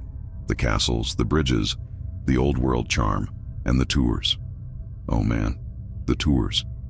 People are obsessed with them, especially the haunted ones. That's how I ended up with a group of strangers, all of us herded toward an old crumbling cemetery. A place where, supposedly, if you stood still long enough, you'd feel the ground vibrate with the whispers of the dead. The guide's name was Yannick. He looked the part, thin, pale, with a voice that was just deep enough to send a chill down your spine. He wore a long dark coat and carried a lantern that swung back and forth like it was alive. I didn't think much of it at first. Ghost tours are all about atmosphere, right? The whole thing was set up to give you goosebumps. There were others in the group too. A couple of college kids, a guy who looked like he'd rather be anywhere else, and a woman in her mid-30s who seemed to take the whole thing way too seriously. We gathered around as Yannick spoke in his soft, almost eerie voice. "This cemetery," he said, "was once home to thousands of souls. Many of them didn't leave after death. Some say their spirits still wander, waiting for someone to listen." I scoffed. I mean, how could I not? These ghost tours are all the same, right? A bit of dramatization, a few spooky stories, and a bunch of tourists in it for the thrill. But as the night went on, something began to shift. Something I couldn't explain. The group made its way through the cemetery, past rows of gravestones that looked like they were about to crumble to dust. I heard a distant dog bark, and someone in the group laughed nervously. But that nervous energy quickly disappeared as Yannick led us deeper into the graveyard, where the air felt colder, the shadows longer. It was then that I first noticed it. At first, it was just a feeling, a prickling on the back of my neck, a sudden drop in temperature. But then I started hearing it. A low hum, almost imperceptible at first, but getting louder. And then it wasn't just a hum. It became a chant. The woman, the one who'd been way too into the tour, was the first to react. Her eyes widened, and she gripped the shoulder of the guy next to her. "Do you hear that?" she whispered, her voice trembling. Yannick smiled, though his smile was different now. "It's the voices of the past," he said softly. "They never left, and they want you to stay." I laughed, but it didn't feel right. It was too forced, too hollow. The others weren't laughing. Some of them looked scared. The college kids were trying to act cool, but they were looking around, their faces pale. The guy who had looked uninterested at first was now gripping his flashlight so tightly his knuckles had gone white. And then, out of nowhere, Yannick stopped, dead in his tracks. "We've reached the place," he said, turning slowly, his eyes gleaming. He gestured with his lantern to a small crypt that seemed almost swallowed by the earth. "This is where the tour truly begins." I tried to shake off the unease crawling under my skin, but there was no denying it anymore. The air was thick, and I couldn't shake the feeling that something was watching us. Yannick opened the crypt door, and we all filed in, one by one.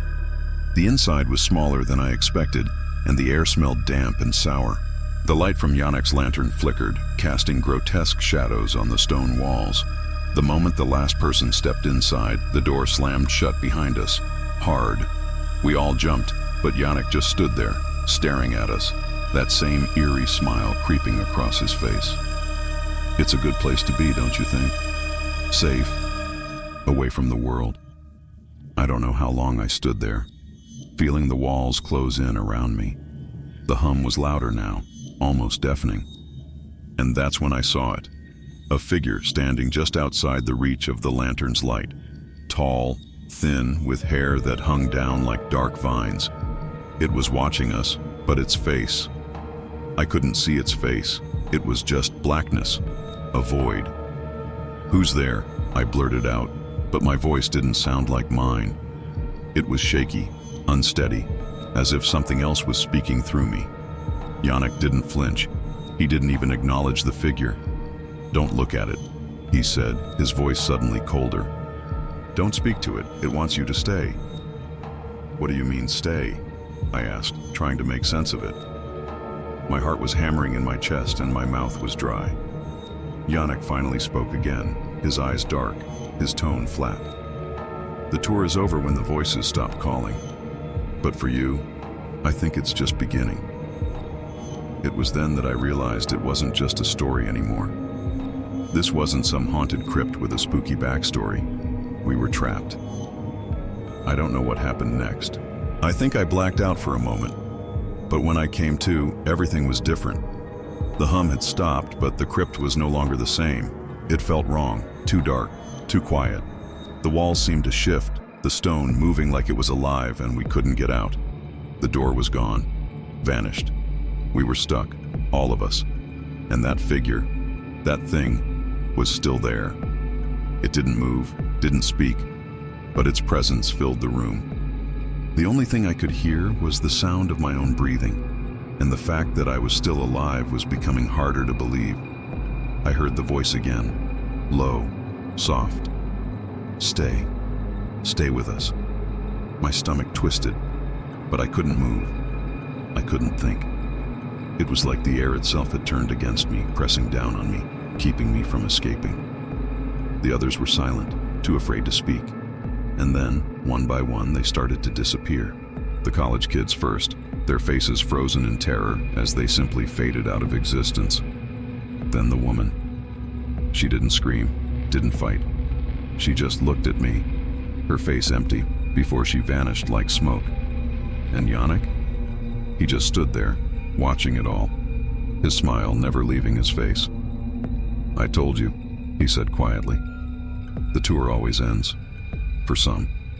I never saw daylight again. If you ever find yourself in Prague, looking for a real ghost tour, something off the beaten path, something that promises to show you the true history of the place, don't go. Because if you do, you might just end up as part of the story. A voice in the dark, a whisper that will haunt the next tourist who dares to come. And that's when the real tour begins.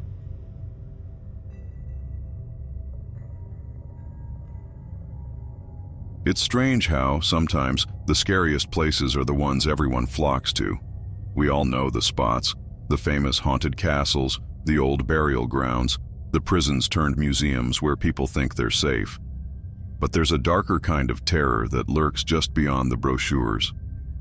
The kind that doesn't show up in the guidebook, the one that waits for the curious and the foolish. It happened to me on a tour in the catacombs of Paris. Now, don't get me wrong, I was excited.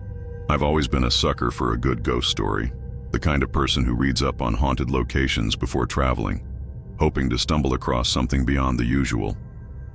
But what I didn't expect, what no one could have expected, was that my trip to the catacombs would be my last. I was with a small group, a mix of tourists, mostly from Europe, but I was the only one from the States. Our guide was an older man, a little too pale, a little too thin.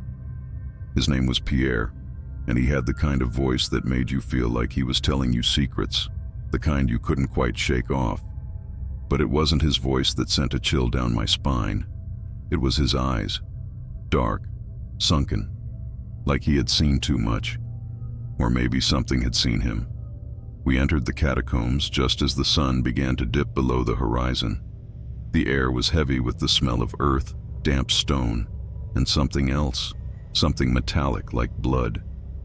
Pierre led us deeper into the tunnels, his lantern casting eerie shadows on the walls. He spoke of the history, how the catacombs had been built to house the bones of millions of Parisians when the city's cemeteries had overflowed, the usual stuff you expect on a tour. But something felt off. The deeper we went, the quieter it got. The air became colder, the silence more oppressive. Then it started. At first, it was just the faintest whisper. I thought maybe it was the wind, or maybe it was one of the others in the group. But no one else was speaking. The whispering grew louder, more distinct, like it was right behind me. But when I turned around, there was nothing. And that's when I noticed Pierre. He wasn't walking anymore. He was standing still, staring into the dark ahead, his hand gripping the lantern so tightly his knuckles turned white. The whispering seemed to surround him, and that's when I realized it wasn't just in my head. It was coming from the walls, the bones, I guess, the dead. One of the tourists, a young woman with long blonde hair, asked him if everything was okay. But Pierre didn't answer. His eyes were wide, but they weren't looking at her. They were fixed on something deeper in the catacombs, something I couldn't see, but could feel. A presence. Pierre, I called out. My voice echoed through the tunnels, too loud in the suffocating silence. He didn't respond, and the whispering grew louder. The walls themselves seemed to hum with it. That's when the ground shook. A tremor, not enough to make us fall, but enough to make us stumble. The lights flickered, and for a second, everything went dark. When the lights came back on, Pierre was gone. At first, we thought it was some kind of prank. Maybe he'd slipped out to scare us, but there was no sign of him anywhere. We called his name. Nothing, only the whispering. It didn't take long before panic set in. The air felt thick, oppressive, like it was pushing against us, suffocating us. The walls felt too close, too alive. It was like we were being watched, and the feeling grew stronger the further we walked into the tunnels. We had to find our way out, right? But every turn, every hallway, every passage led us deeper into the labyrinth of bones and shadow. We tried to retrace our steps, but the way back didn't seem to exist anymore. It was then that we saw it. At first it was just a shadow, but then it took form. A figure. Tall, gaunt, with limbs that seemed to stretch unnaturally. It had no face, just blackness where its features should have been. But its presence was undeniable. It was standing at the end of the tunnel, watching us, watching me. I heard the whisper again, But this time, it wasn't coming from the walls. It was coming from that thing. "You shouldn't have come," it said. And the voice, it wasn't human. It was cold, ancient. It wrapped around me, suffocating me, like the air itself was pulling me toward it. We ran. I don't remember how we got out of there, but somehow, we stumbled back to the entrance. We burst into the daylight, gasping for breath, but the whispers didn't stop. They followed us. I could still hear them in my ears, soft and persistent. And Pierre? We never saw him again. The police came, of course, but they didn't find anything. No trace of him. No sign of the thing that we had seen.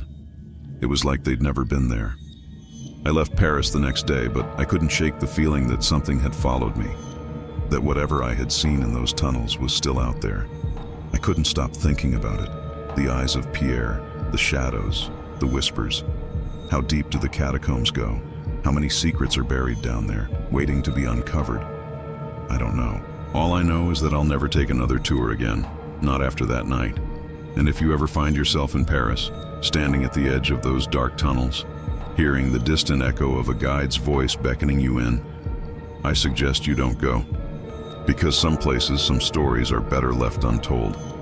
The tour, after all, doesn't always end with the guide.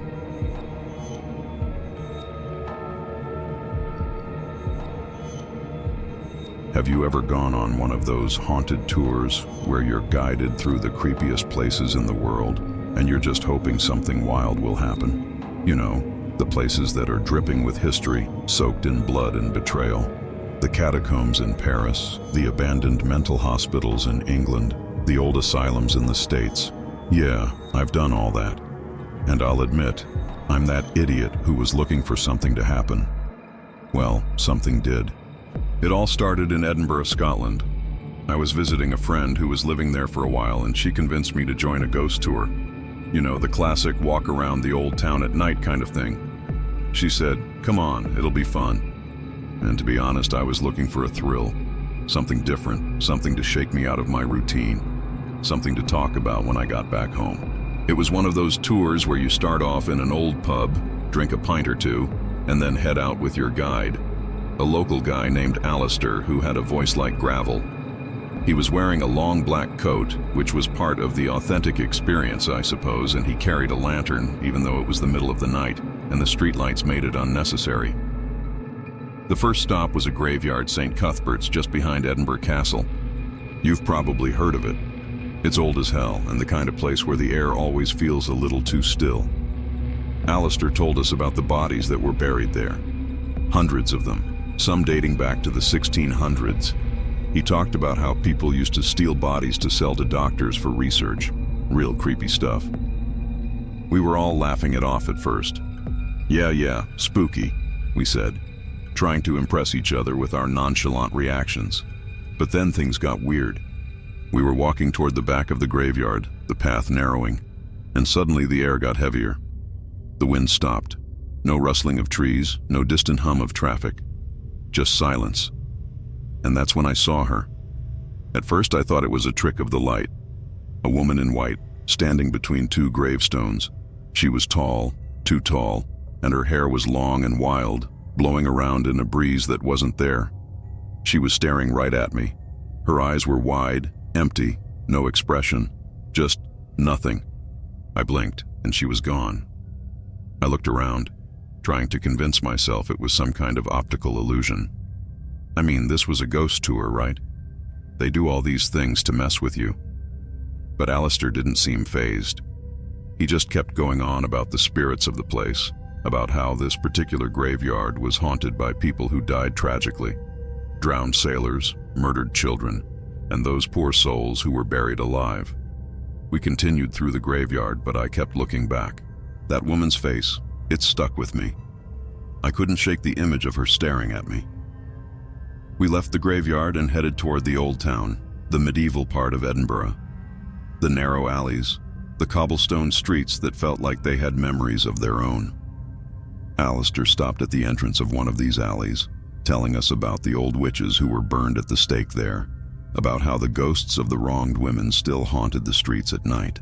He said that sometimes, in the quiet of the alleyways, you could hear them screaming, still burning in the fire. At that point, I was starting to get a little uncomfortable, but like an idiot, I didn't want to seem scared in front of my friend, so I kept walking, kept pretending I wasn't on edge.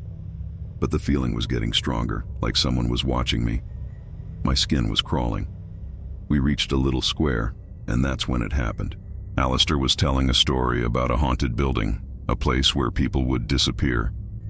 And right as he was mid-sentence, the air shifted again, this time colder. A sound, a scraping noise, like something dragging across stone. I turned to look, and there she was, the woman from the graveyard. She was standing across the square just outside a shop. Her face was still blank, still staring at me, like she was waiting, and I felt it in my gut. The kind of feeling you get when you know you're not supposed to be seeing something. I froze. Alistair kept talking, oblivious, but the others, some of them noticed. They looked at me, then at the woman, and I could see it in their faces. They saw her too. "Alistair," I whispered. "Who is she?" He didn't respond. He was still in his spiel, as if nothing had changed. But then he glanced up, and for a second, his eyes flickered with something. Recognition, but only for a second, and then he turned away. The woman started moving toward us. Her feet didn't seem to touch the ground, but she was getting closer. The group started murmuring. Some of them laughed nervously like they thought it was some elaborate prank. But I knew better. She wasn't part of the tour, and that's when I realized she wasn't there for me. She wasn't there for any of us. She was there for Alistair. The air around him thickened. I swear I saw his face change, his expression twisted, like he was in pain, like the very weight of the past was crushing him. He staggered back, clutching his chest, and for the first time, his voice cracked. "She's come for me." And that's when everything went black. The next thing I remember, I was standing on the edge of the square, alone. The woman was gone. Alistair was gone. The rest of the group was nowhere to be seen. No one. It was like the whole thing had been wiped away, as if it had never happened. I rushed to the pub where the tour started, my heart pounding. The bartender didn't recognize me. He didn't know anything about a tour that night. I asked about Alistair, but they said there had never been a guide by that name. So I did some digging. I found the old tours, the ones that had been run for decades, and I found his name, Alistair MacLeod. Turns out he had been the tour guide for years, and then, mysteriously, he had vanished. No one knew what happened to him. I still think about that night, and I still hear her voice sometimes. The woman, calling me, telling me I'm not finished yet. If you ever find yourself on one of those ghost tours, and you see a guide with a lantern, a coat too long, a face too tired, you might want to turn around and leave, because there's a chance you'll be the next one to disappear, and no one will ever remember your name.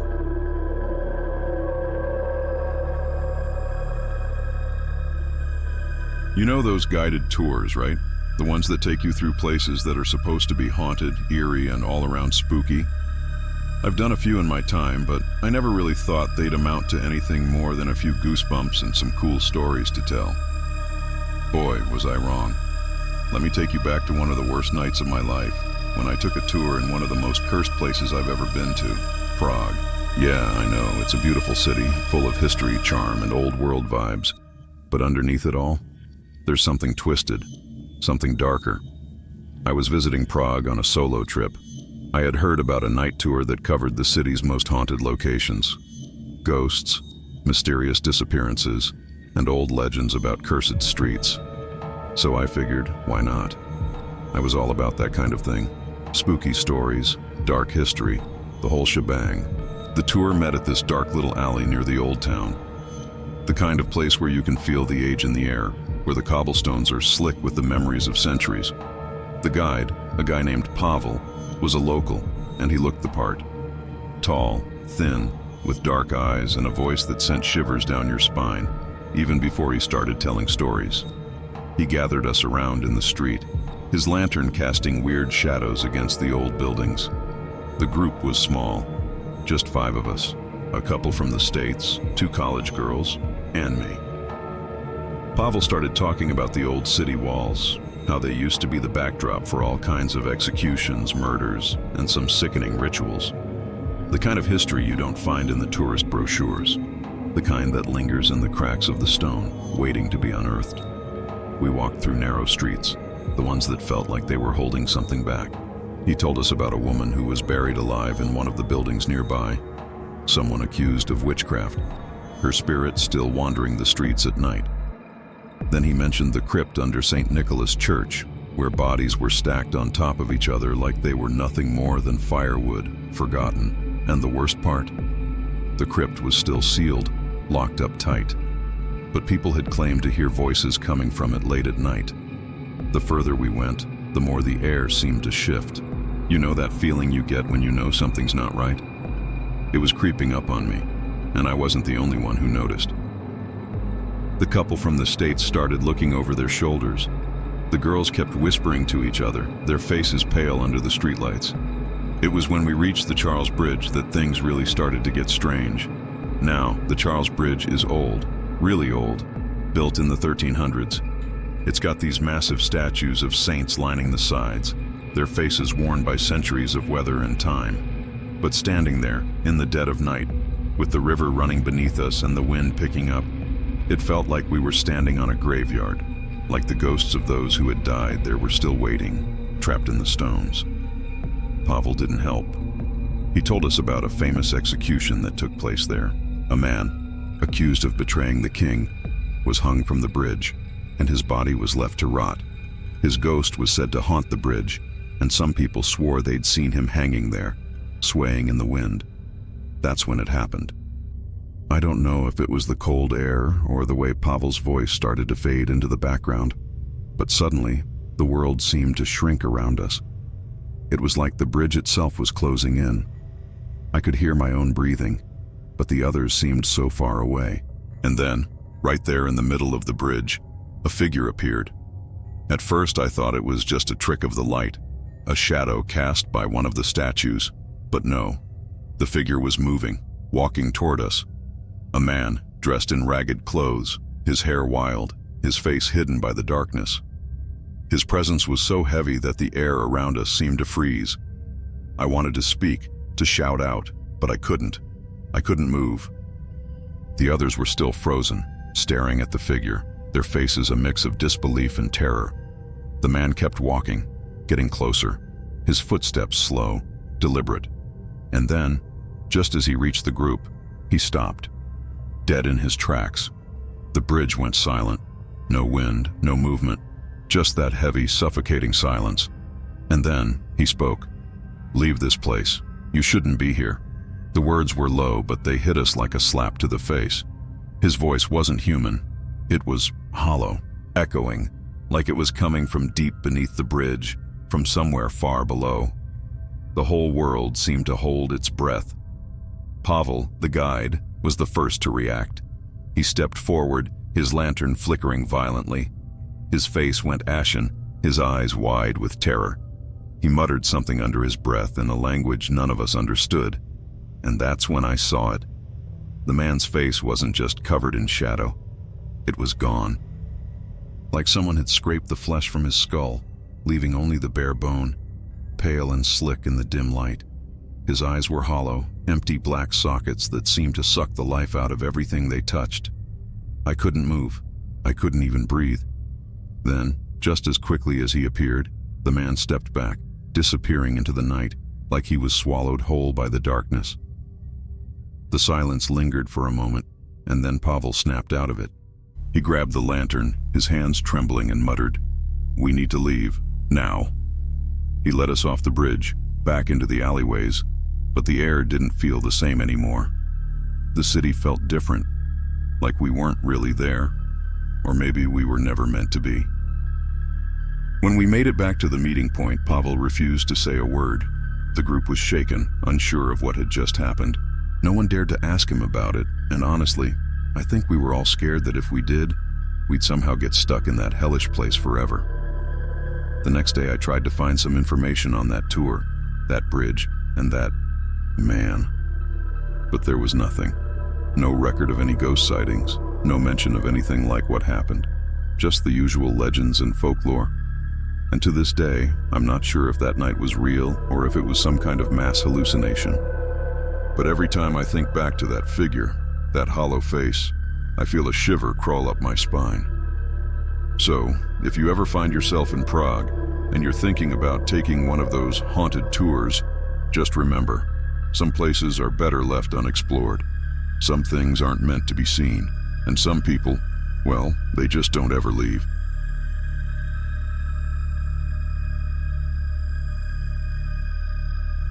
I'm sure you've heard about those tourist spots, the ones that seem more innocent on the surface, until you're standing right there, and the weight of their history starts creeping up on you, making your skin prickle.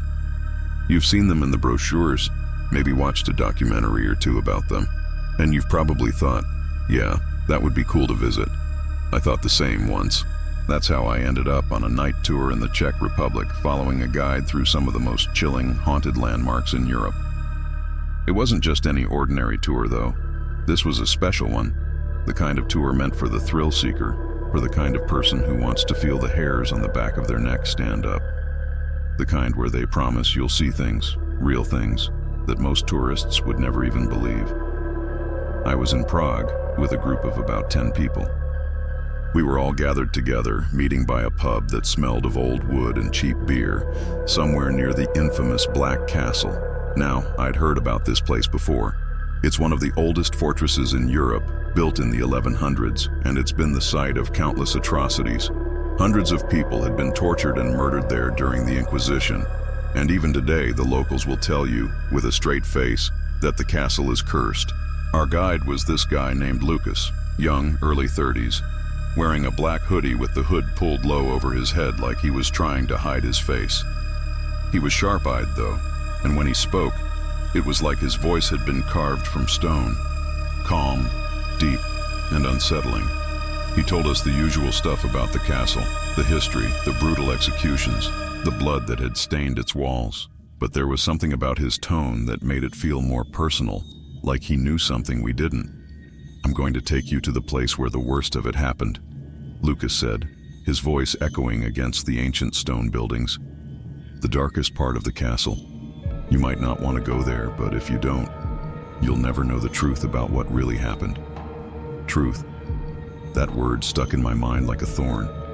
It was like he was daring us to follow him, daring us to face whatever lay beyond the usual ghost stories. And so, we followed him. The tour took us out of the busy city, past all the pretty cobblestone streets and lively cafes, and into a part of Prague I hadn't seen before.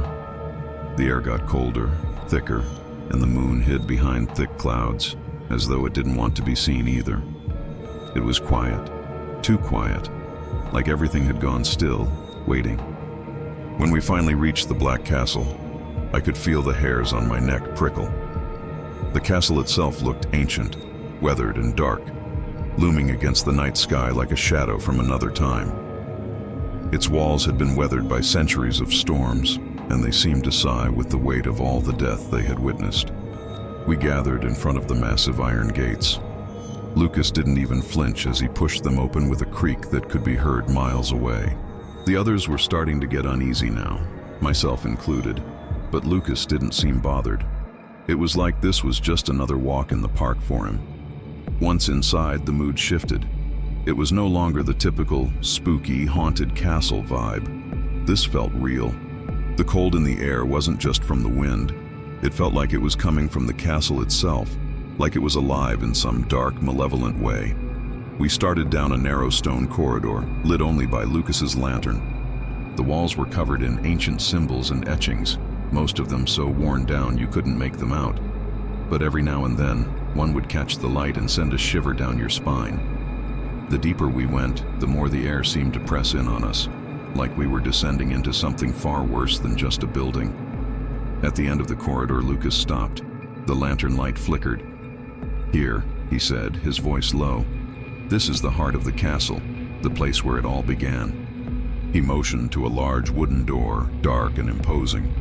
When he pushed it open, I expected something. Anything. Maybe an old dungeon, a torture chamber, some forgotten relic of the past. But what we found was something else entirely. It was a room, empty, but for a single stone altar in the middle. The air was thick, charged with a strange energy. And the floor? I don't know how to explain it, but it looked wrong. Like the stone was alive, pulsing, shifting under our feet. There were no windows, no light except for Lucas's lantern, but even that felt dim, as if it was being consumed by the shadows. Lucas stepped into the room, his voice barely above a whisper now. "You're all standing on the very ground where lives were destroyed," he said. "The tortured souls of those who were murdered here, their screams still echoing through the walls. Some say that if you listen closely enough, you can hear them." Gee, I felt a chill run through my spine as the temperature dropped even further. The silence in that room was absolute. No one spoke, no one moved. It was like the air itself had been sucked out of the room. And then, just as I started to feel like I couldn't breathe, it happened. A sound. At first it was faint, just a whisper in the distance, but it grew louder. It was a screaming, but not just any scream. It was the kind of scream that tore at your very soul. The kind of scream that made you want to run but couldn't, because your feet were frozen to the floor.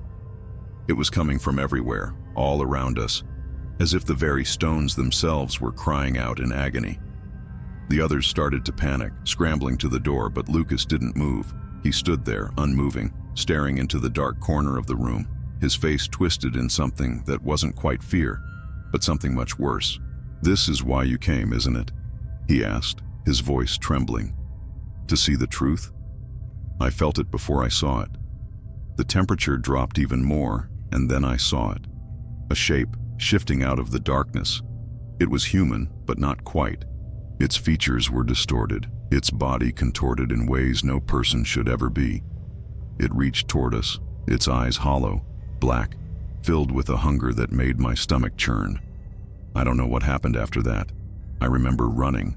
I remember hearing the others screaming, the sound of footsteps pounding behind me as we fled back through the castle, through the corridors, and out into the night.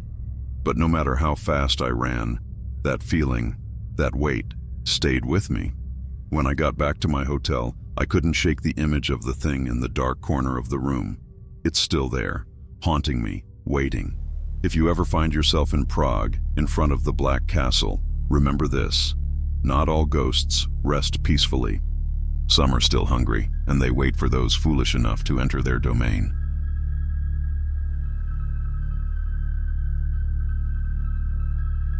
There's a kind of thrill in chasing the unknown. It's like the adrenaline pumps harder when you're walking on the edge, when you're looking for the things people don't talk about. And that's exactly why I ended up in Prague, standing in front of the old gates to the Vyšehrad Castle, waiting for the guide who was going to show us the real side of the city, the dark side, the part of Prague that doesn't make it into the tourist brochures. I've been on a lot of haunted tours, right? Ghost tours, creepy museums, all the usual stuff. But nothing like this. You know when you get that feeling in your gut, like something's wrong, but you can't put your finger on it?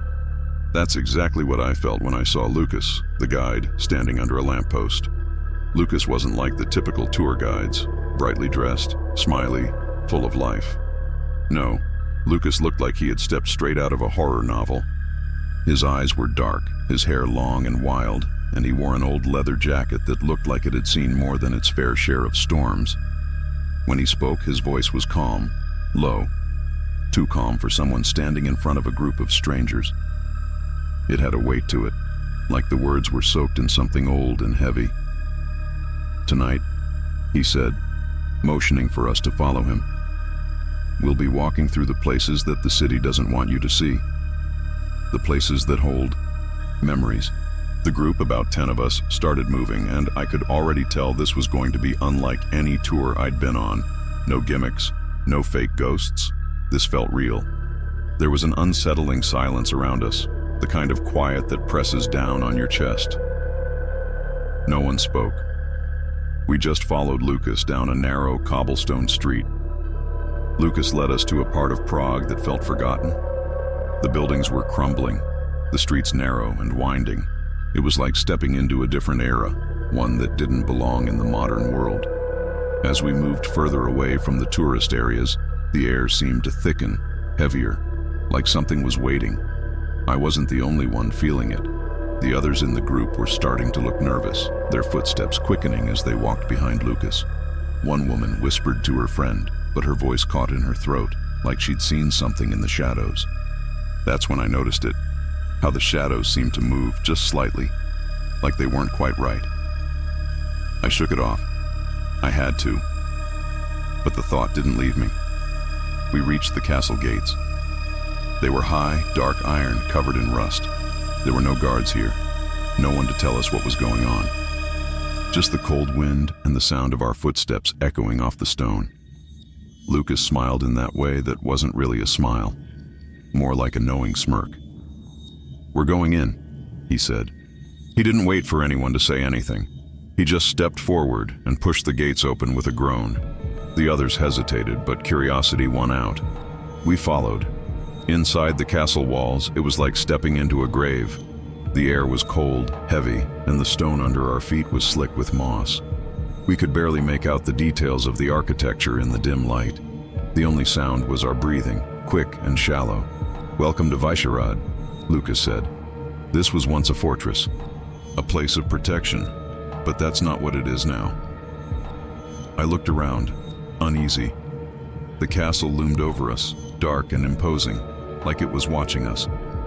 Lucas led us further in, stopping by a small chapel. He turned to us, his face serious. "Do you want to know what happened here?" he asked. "Do you want to know the truth?" There was a murmur in the group, a mix of nervous laughter and hesitation. No one wanted to be the first to admit they were scared. Lucas didn't seem to care. He reached into his pocket and pulled out a small, worn book.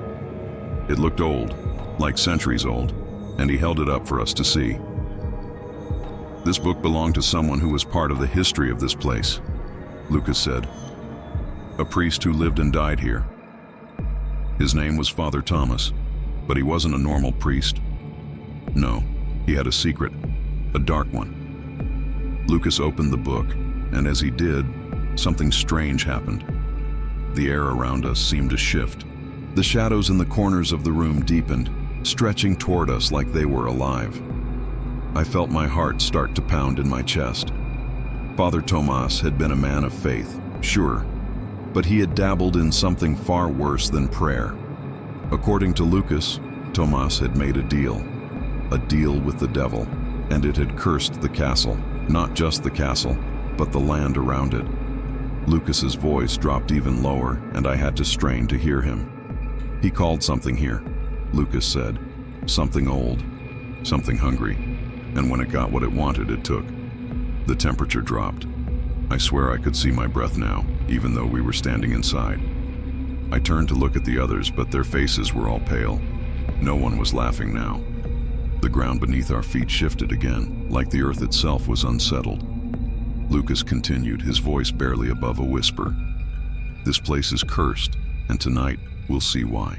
Before I could react, Lucas motioned for us to follow him further into the castle. We moved, but I swear, the deeper we went, the harder it became to breathe. The walls seemed to close in. The darkness felt thick, like it was suffocating us. And then, just when I thought I couldn't take it anymore, we reached a room at the end of the hall. It was small, but the air in it was suffocating. The stone walls were covered in strange, jagged symbols. The room had an oppressive feeling, like it was alive and angry. And then I saw it. In the corner, partially hidden in the shadows, was a figure. At first, I thought it was just a trick of the light, someone standing there. But then I saw it move. It was tall, impossibly tall, and it was wearing robes that seemed to absorb the light around it. Its face was featureless, just a black void. I couldn't move. I couldn't scream. It was like my body refused to listen to my mind. Lucas stepped forward. "Father Tomas's curse lives on," he said, almost reverently. "He never left. Neither did what he summoned." The figure moved again, slowly. It reached out, and for a moment, I could have sworn I felt its fingers brush against my skin. But I couldn't scream. My throat was tight and I was rooted to the spot, my eyes locked on that figure. That's when it happened. The floor beneath us cracked and the entire room seemed to tremble. Something ancient, something powerful, was awakening. The shadows came alive. The figure began to rise, stretching taller, its form contorting in ways that shouldn't have been possible. The ground rumbled and the entire castle seemed to shake. I don't remember how I got out of there. I just remember running as fast as I could, through the halls, back through the gate, into the cold night air. I don't know if anyone else made it out. I don't know if Lucas ever stopped telling his stories, but I know one thing for sure. Whatever is still in that castle, it's waiting, and I'm never going back.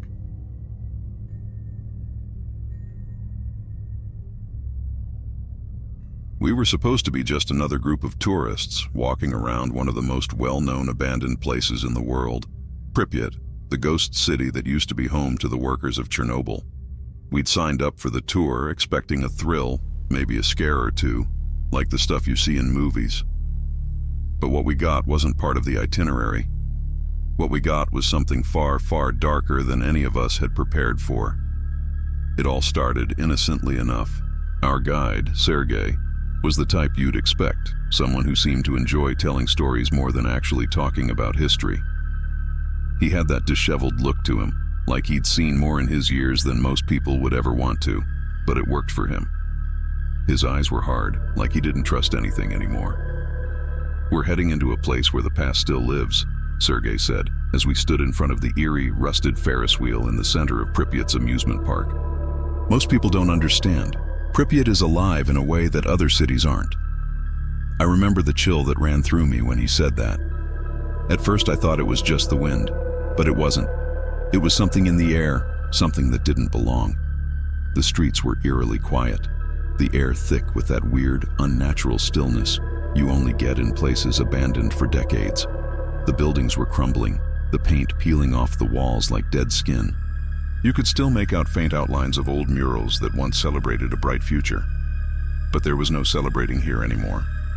Everything had turned into a mausoleum. The group moved forward, following Sergei's lead. We passed what used to be stores and homes. Each place felt frozen in time, but also alive. It was like something was waiting for us, watching us. I tried to shake it off, chalking it up to nerves. After all, we were in one of the most famous ghost towns in the world. But then, something changed. We were standing near a once bustling intersection. The abandoned cars still sitting on the streets, covered in dust and debris. Sergei told us to keep our distance from a certain area, a spot near the old school, which was said to be cursed. Of course, my curiosity got the best of me, and against Sergei's advice, I wandered off just a little. That's when I saw it. At first, it was just a flicker, something moving in the corner of my eye. I looked around, but there was nothing, just the empty streets. But when I looked back toward the school, I saw the figure. It was standing in one of the windows, watching me. I froze. It was tall, impossibly tall. The figure had no face, just a black shape with what looked like a tattered robe or cloak draped over it. I tried to call out to the group, but no words came out. My throat felt thick, heavy, like it was being squeezed. The figure moved. It was slow at first, like it was gathering energy. And then it was gone, just vanished into thin air. I turned around quickly, my heart pounding. I wanted to scream, but I couldn't. I stumbled back toward the group, telling myself it was just my imagination. Sergei was looking at me now, a strange look in his eyes. "You saw it, didn't you?" he asked, his voice steady, but there was something else beneath it. I nodded, trying to ignore the cold feeling crawling up my spine. "You shouldn't have gone near the school," Sergei said. That's where it all started. He didn't elaborate. He didn't have to. The rest of the tour went on in a blur. I don't even remember half of what Sergei said. It was like I was in a daze, my mind stuck on that figure in the window. My eyes kept darting around, expecting to see it again, but it never appeared. Still, the sense of being watched didn't leave. We moved deeper into Pripyat, toward the hospital district. The air grew colder, the buildings darker. Sergei's voice grew quieter, more urgent. "The thing about this place," he said, "is that it never really leaves you. You think you're safe, but you're not. Whatever happened here, it didn't just vanish. It stayed." It was then that I heard it. A soft, distant cry. A scream. It came from somewhere deep inside the buildings. I thought I was hearing things, until one of the other tourists, a young woman named Emma, pointed. "Did you hear that?" We all stopped, listening. The scream came again, louder this time, clearer. It wasn't just a cry. It sounded like someone was calling for help. It was desperate. It was terrified. "Stay close," Sergei said, his voice low, warning us. "Don't stray from the group." But we couldn't ignore it. We all followed the sound, drawn to it like moths to a flame. It led us into the ruins of what used to be a medical center. The building was dark, the windows broken, and the air inside was stale, thick with dust. The scream came again, this time closer. I felt a wave of unease wash over me, like I was stepping into something I wasn't supposed to understand. "Stay behind me," Sergei instructed, and we did. The group moved cautiously through the hospital, the floor creaking beneath our feet. It was unnerving. Every corner we turned, I felt like we were getting closer to something we didn't want to find. The air grew heavier, colder. The walls seemed to press in around us, suffocating us. And then we saw it. A figure in the hallway, standing motionless. Its back was to us. It was tall, much like the one I'd seen earlier. But this one was different. It had a grotesque, twisted shape.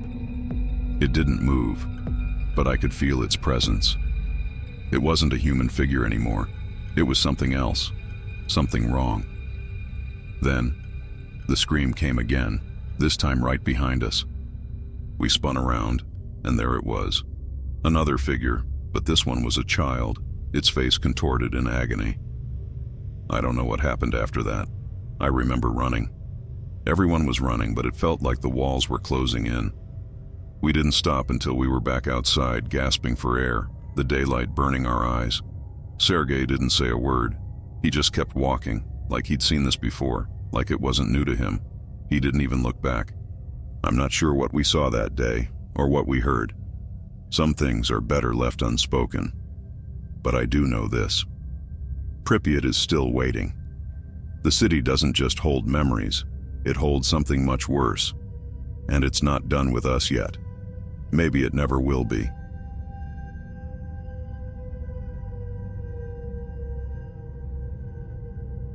I've been on a lot of tours in my life. Some of them were about history, some about art, and some about the darker things, like haunted houses or abandoned prisons. But nothing could have prepared me for what I encountered on a trip across the world's most terrifying, cursed, and haunted places. It all started in Prague, a city with more ghosts than the average tourist knows about. I signed up for a special spooky tour that promised to take me through the most haunted streets, the spots where the city's darkest secrets lay buried. It was supposed to be just a little fun, a little history mixed with chills down the spine. What I didn't know was that this tour would drag me into something that would haunt my every thought for years. The guide's name was Marco. He was tall, thin, and dressed all in black. His smile was too wide, and his eyes, well, they were the kind of eyes you see in people who've seen too much. He had a sharp, raspy voice that cut through the chill evening air. "This city," he said, "has seen centuries of suffering, of people who never really left. They're still here, still watching, still whispering." We walked through the narrow, cobblestone streets, the kind you've seen in every ghost movie. The buildings towered over us, their dark, crooked outlines nearly blocking out the moonlight. Marco led us to the old Jewish quarter, where he pointed to the old cemetery. "There are more than 12,000 graves buried in this small plot of land," he said, as we huddled together in the darkness. "But only about 2,000 gravestones remain. The others, well, they're buried beneath our feet, beneath this very street." As he spoke, I felt a cold breeze whip through me, though the air didn't seem to be moving at all. I chalked it up to the natural chill of the evening and the suspenseful atmosphere of the place. But then I saw something that made my skin crawl. There was a flash of movement, like someone or something darting between the tombstones. My heart skipped. I wasn't the only one who saw it. One of the women on the tour gasped and grabbed her husband's arm. "Did you see that?" she whispered. Before anyone could answer, Marco was already moving us on, leading us to the next stop. But the The crawling sensation that something was just out of sight, just beyond my peripheral vision, it lingered. The next part of the tour took us out of the city and up to the countryside, to a place called the Ghost Bridge. The locals say that if you cross it at midnight, you'll hear the sounds of horses' hooves and the cries of a coachman who died there under mysterious circumstances. Supposedly the coach had gone over the edge during a violent storm, killing the driver and the passengers, whose souls were forever tied to the bridge. It wasn't on the itinerary, but Marco insisted it would be the perfect place to end the night. By the time we reached the bridge, the moon was high, and the fog rolled in thick, covering the ground like a blanket. The bridge was old, ancient even. Its wooden planks groaned under our weight as we crossed. As we approached the middle, Marco stopped, and we all gathered around him. "This," Marco said, his voice low, "is where the curse begins. This is where the dead walk." I was already uneasy, the hairs on the back of my neck standing up. I turned to look around, but everything was too dark. No streetlights, no sounds except the rustling of the fog in the trees. And then it happened. I heard it. A horse's whinny, distant but unmistakable. A second later, the ground beneath us trembled slightly, just enough to notice. It wasn't the wind, it wasn't the bridge creaking. I swear I felt something else, something that wasn't supposed to be there. "Get off the bridge," I shouted without thinking, before anyone else could react. I didn't know why I said it, but once the words left my mouth, I had no choice but to move. My heart was pounding so loud it hurt. The others seemed to hesitate, looking at each other in confusion, before slowly backing away, following me. But as we hurried off the bridge, there was a sound. Not a horse's whinny, not a coach's wheels creaking, but footsteps, slow, deliberate, dragging across the wood. Then something far worse, the sound of a low, throaty laugh. We broke into a run. When we reached the end of the bridge and turned around, there was nothing. No carriage, no figure in the mist. But the air felt heavier, the fog thicker. We all stood there, gasping for breath, unsure of what just happened. Marco didn't say a word. He just nodded, like he'd known exactly how the night was going to go. He led us back to the bus without a single word of explanation. That's when I realized this tour wasn't about history. It wasn't about telling scary stories. It was about letting something out. The final leg of our journey took us to an old monastery in a village that no one had heard of. Marco assured us it would be the perfect way to end the night, something to keep the energy high. But as we pulled up, the whole atmosphere shifted. There were no lights, no sounds, just an ancient looming structure in the distance. It looked abandoned, and in the center of it all, the monastery's bell tower stood tall against the sky, like some kind of towering monument to despair. But something wasn't right. We all felt it. The air was wrong, suffocating, thick with a sense of dread. Marco gave us a quick glance, then said, "This place is where they came for redemption." But what they found instead. He trailed off, and I could see his eyes narrow as he scanned the area. "Let's just say you don't want to be here after dark." We stepped out of the bus, and that's when the temperature dropped.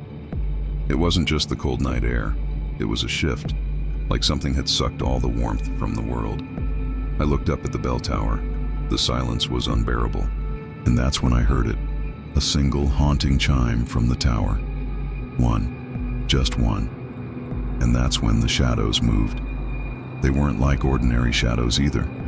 They were darker, moving without reason, without form, as though they were searching for something or someone.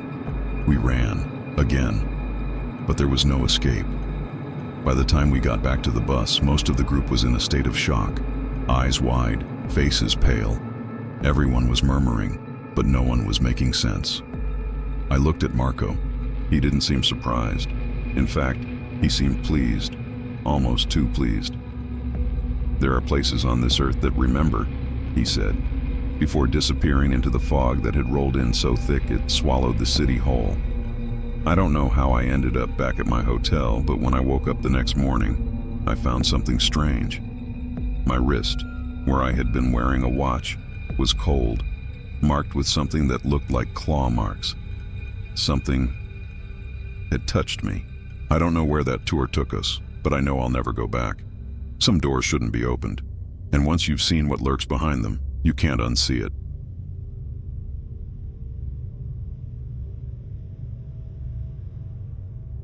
It was supposed to be a simple tourist thing.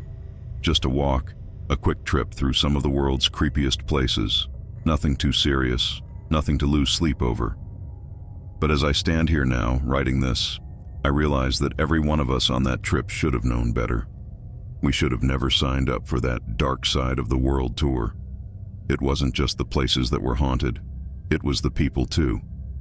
The guides, the history, the memories that cling to every stone, every crack in the walls. But let me start from the beginning. I first met the guide in Edinburgh. He was young, too young to be so jaded, with a scruffy beard that looked like he hadn't seen a razor in weeks and eyes that looked like they could see right through you. His name was Liam, and he promised us one thing as we gathered around outside the Edinburgh castle. "Tonight you won't just see the ghosts," he said with a half smirk. "You'll feel them, you'll breathe them, you might even become them." The others chuckled, but I could tell they were nervous. Not the kind of nervous that makes you laugh, but the kind that makes your stomach twist. I was nervous too, but I tried to shake it off. It was just a tour after all. Just a walk through history with some spooky stories to make it interesting. We started off under the dim streetlights, the cold wind cutting through our jackets.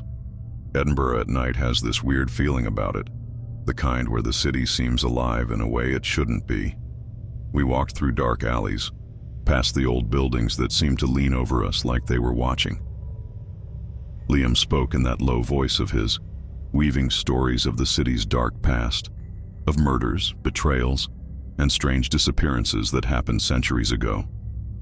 But it wasn't the stories that got to me. It was the feeling, like I was being watched.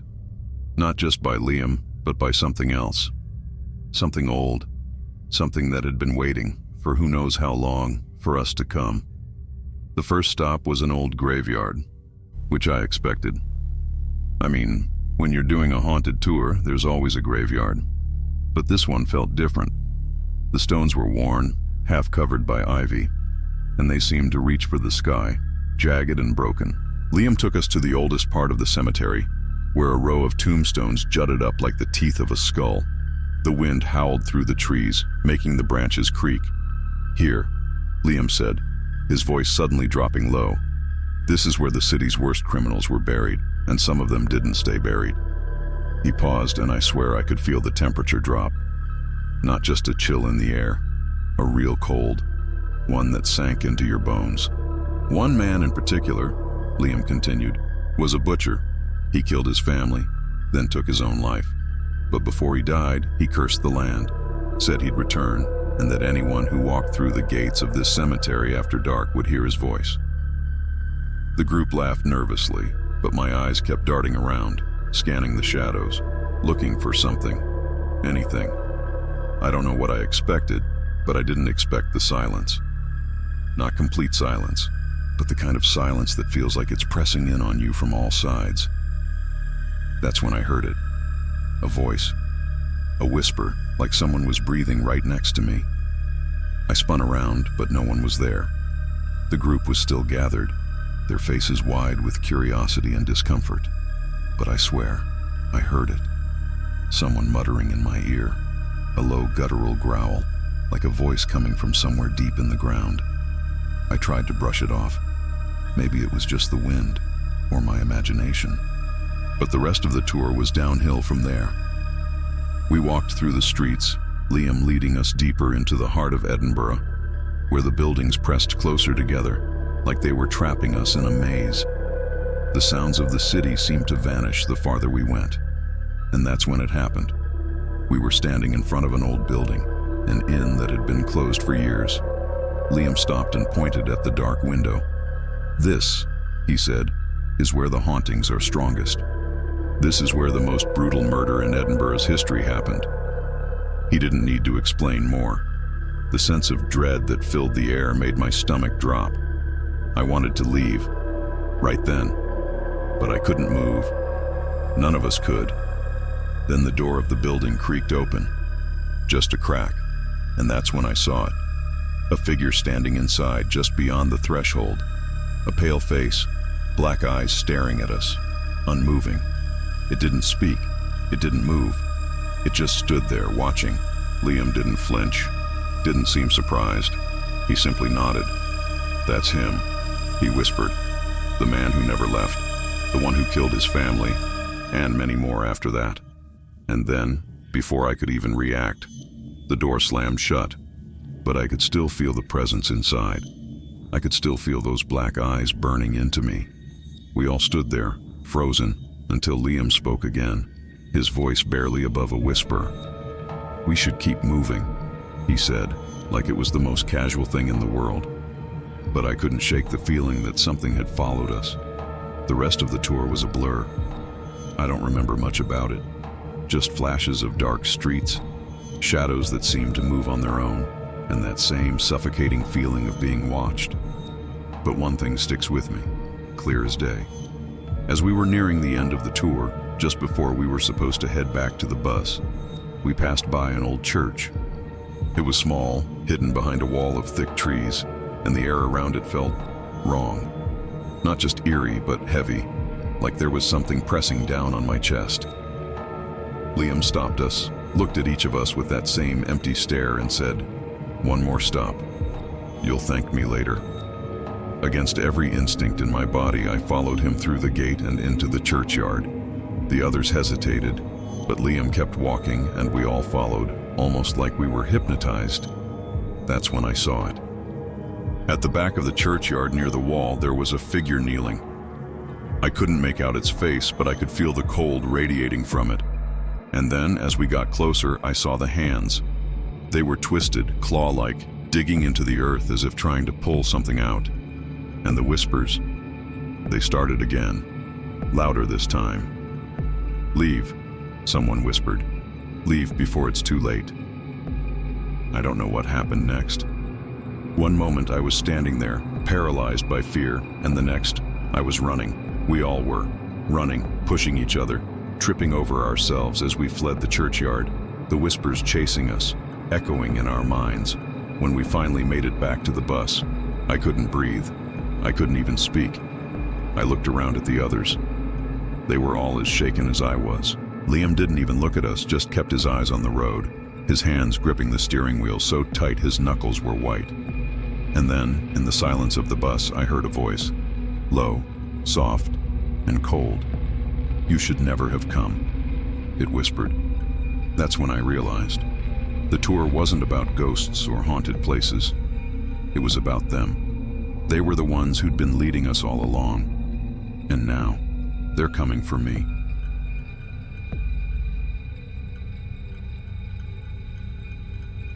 I never thought a simple haunted tour would turn into a nightmare that haunted me for the rest of my life. It all started in Rome. My friends and I were looking for something different, something to get the blood pumping in the middle of our vacation. We'd done the usual, the Colosseum, the Pantheon, the Vatican. But we'd heard about this special night tour that took you to places no one dared to visit during the day. Ancient catacombs, crumbling ruins, even a secretive church said to house relics of the damned. They promised chills, thrills, and a history so dark you'd feel it on your skin. We signed up without thinking twice. The guide was a man named Marco, tall, thin, with a face that looked like it belonged to an old statue rather than a living person.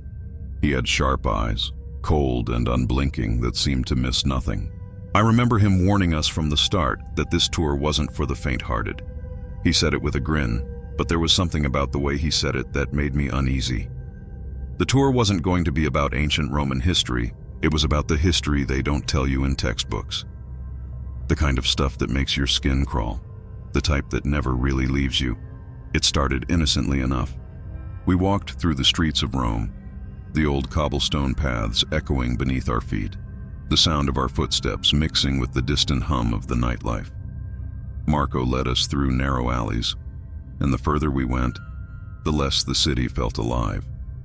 It felt like the air itself was thickening, pressing in from all sides. Our first stop was the catacombs of San Callisto. The moment we entered, it felt like the temperature dropped by 10 degrees. The smell of damp earth and something metallic clung to the air. It's hard to describe, but it was like the smell of old blood. Marco didn't even need to say a word. You could feel the presence of the dead all around you. The walls of the catacombs seemed to close in, the bones of the forgotten buried in the stone. "Here," Marco said, his voice low, "are the bones of the martyrs, men, women, children, sacrificed for their faith, but not all of them left. Some of them stayed. They're still here, whispering to anyone who dares to listen." It was hard to laugh it off. The atmosphere, the way his voice carried through the tunnels, it was enough to make anyone's heart race. But what got to me was the way the others acted. They were too calm, too used to this. They were following Marco like they'd done this before. I asked one of the tourists if they'd been on this tour before. She nodded but said nothing, her face blank. That's when I realized this wasn't just some fun adventure for most of them. It was a ritual. They were returning over and over again. The deeper we went, the more I started to feel it. Not just cold, but a presence, something waiting. Marco's voice echoed softly as he told us stories of the worst parts of Rome's history.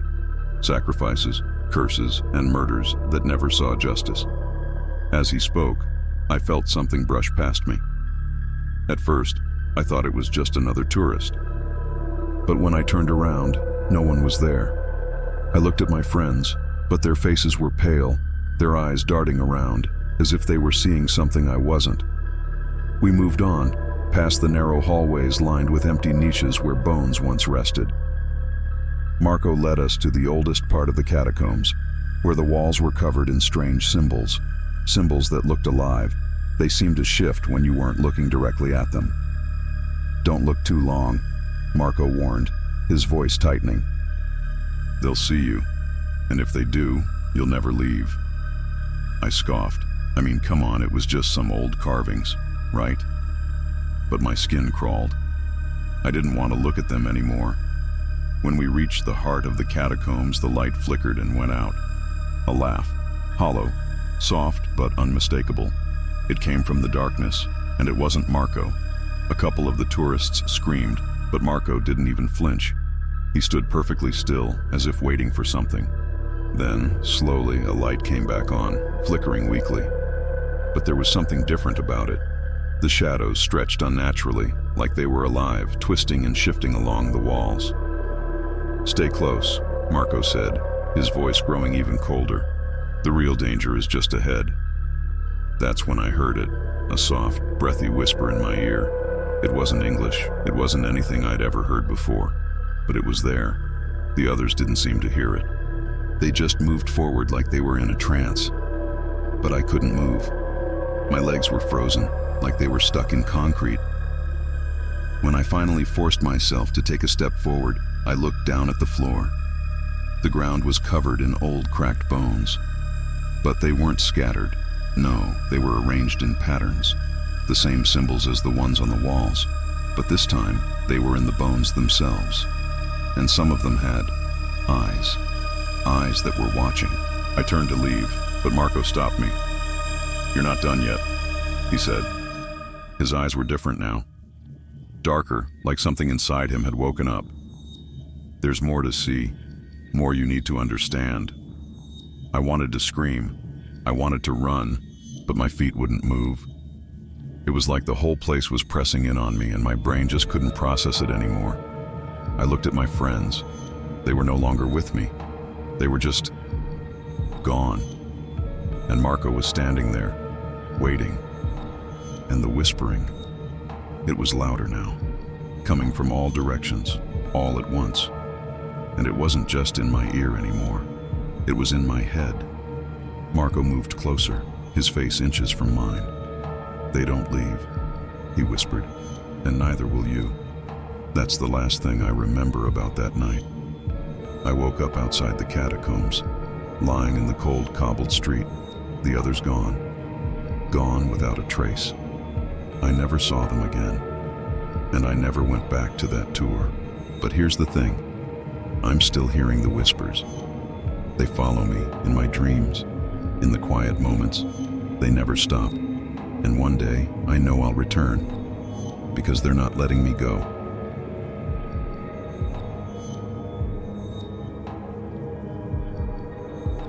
It all started with a simple trip, a few friends, a little break from the grind, and a tour through the world's most haunted sites. We had no idea what we were signing up for. It was supposed to be a fun weekend getaway in Prague, a city known for its old-world charm, eerie cemeteries, and dark history. We thought we were just booking a regular ghost tour, the kind where they tell you spooky stories, maybe show you some creepy old buildings, and that's it. But when we met our guide, Tomas, something about him struck me as off. It wasn't just his long, wild hair or the black trench coat he wore on a hot summer night. It was something in the way he spoke. His eyes too intense, like he wasn't really there with us, like he was staring through us instead of at us. He didn't smile when he greeted us, just a nod and a motion for us to follow him. He led us through the cobblestone streets of Prague, into the dark alleys that twisted like veins in the heart of the city.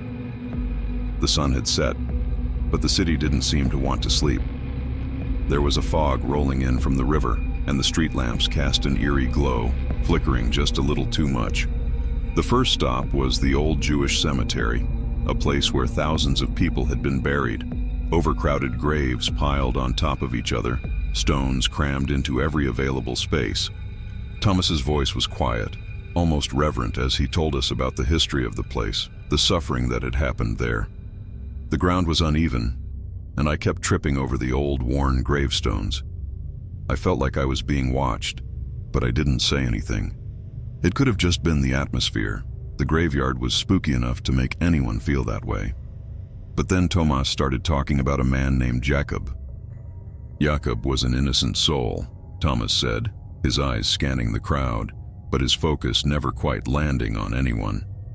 He was hung here in 1620 for crimes he didn't commit. His ghost is said to wander these grounds, seeking revenge on anyone who disturbs his final resting place. They say you can hear his footsteps behind you, feel his breath on your neck. I felt a cold shiver run down my spine, but I laughed it off. Ghost stories, it's all part of the tour, right? But then, something strange happened. As Thomas spoke, I thought I saw a shadow move in the corner of my eye. I turned, but there was nothing there, just the thick fog and the tombstones stretching out in every direction. I shook my head and focused back on Thomas. He was still talking, but now he was looking at me, directly at me. "You can feel him, can't you?" Thomas asked softly, his voice like a whisper that didn't belong in the night. I froze. Feel him? I didn't know what he was talking about. But suddenly, I did feel something. A weight, an oppressive weight pressing down on my chest. My breath caught in my throat. I was being watched. No, worse, followed. I looked around, but no one else seemed to notice. They were all absorbed in Thomas's words, laughing at the more ridiculous details of the story. But I wasn't laughing. I was too busy trying to shake the feeling that something was moving just beyond my vision, a shadow flickering between the gravestones, just out of reach. "Stay close," Thomas said, his voice suddenly harsh. "Jacob doesn't like it when people stray." We walked on, but I couldn't shake the feeling that something was moving around me. A cold breeze brushed against my cheek, but it wasn't a wind. It felt like fingers, too light, too quick. The hairs on the back of my neck stood up, and then, without warning, Tomas stopped. He turned to face us, his eyes now wide, like he'd seen something we hadn't. "There's something here," he said, his voice low, a tremor creeping in. "Can't you hear it?" At first I thought he was just playing it up for effect, but then I heard it, a slow, dragging step on the ground coming from behind us. And not just one, several. I whipped around, expecting to see one of my friends trying to mess with me. But there was no one there. No one except the fog and the gravestones, and that horrible, unseen thing that was getting closer. Thomas's face went pale. "We have to move," he said, his voice urgent. "Now." We started walking faster, but I could feel it, the presence. The thing following us, just behind us. With every step, the weight on my chest grew heavier, and I could feel the air growing thick. I swear I could hear breathing, soft, raspy breathing, like someone standing right behind me, just out of view. Thomas hurried us through the winding streets, leading us to a narrow alleyway. "Stay close," he muttered again, and his eyes were wild now. The calm, collected guide from earlier was gone. In his place was something more frantic, more desperate. We reached an old church at the end of the alley, its stone walls cracked and weathered. The doors creaked open when Thomas pushed them, and we stepped inside. The air inside the church was cold, but not in a refreshing way. It was cold in the way that makes your teeth rattle. As we entered, the doors slammed shut behind us with a deafening thud. "That's it," Thomas whispered. "We're safe for now. But Jakob, he's still out there."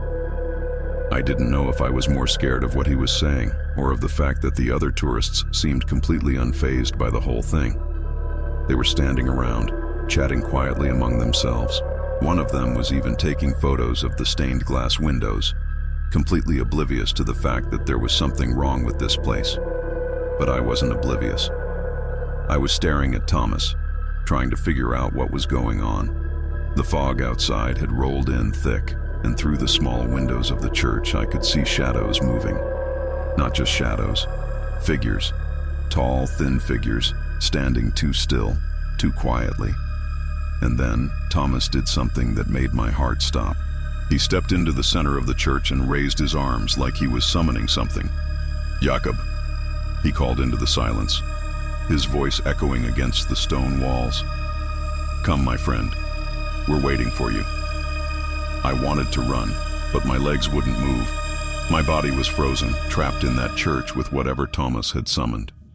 The figures outside shifted, moving closer to the church.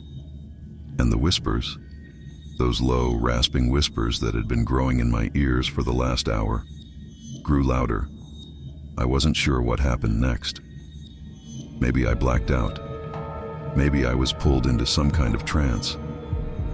All I know is that when I woke up, I was lying in the street, the cold pavement against my skin, and the church was gone. Gone, like it had never been there at all. My friends were with me, but they had no memory of what had happened. To them, it was just another ghost story, another weird night in Prague. But I remember. I remember the whispers, the shadows, Tomas's face as he summoned whatever it was that followed us. And I know one thing for sure. Whatever was out there, it's still following me. It's not the kind of thing you can outrun, and one day, it will catch me.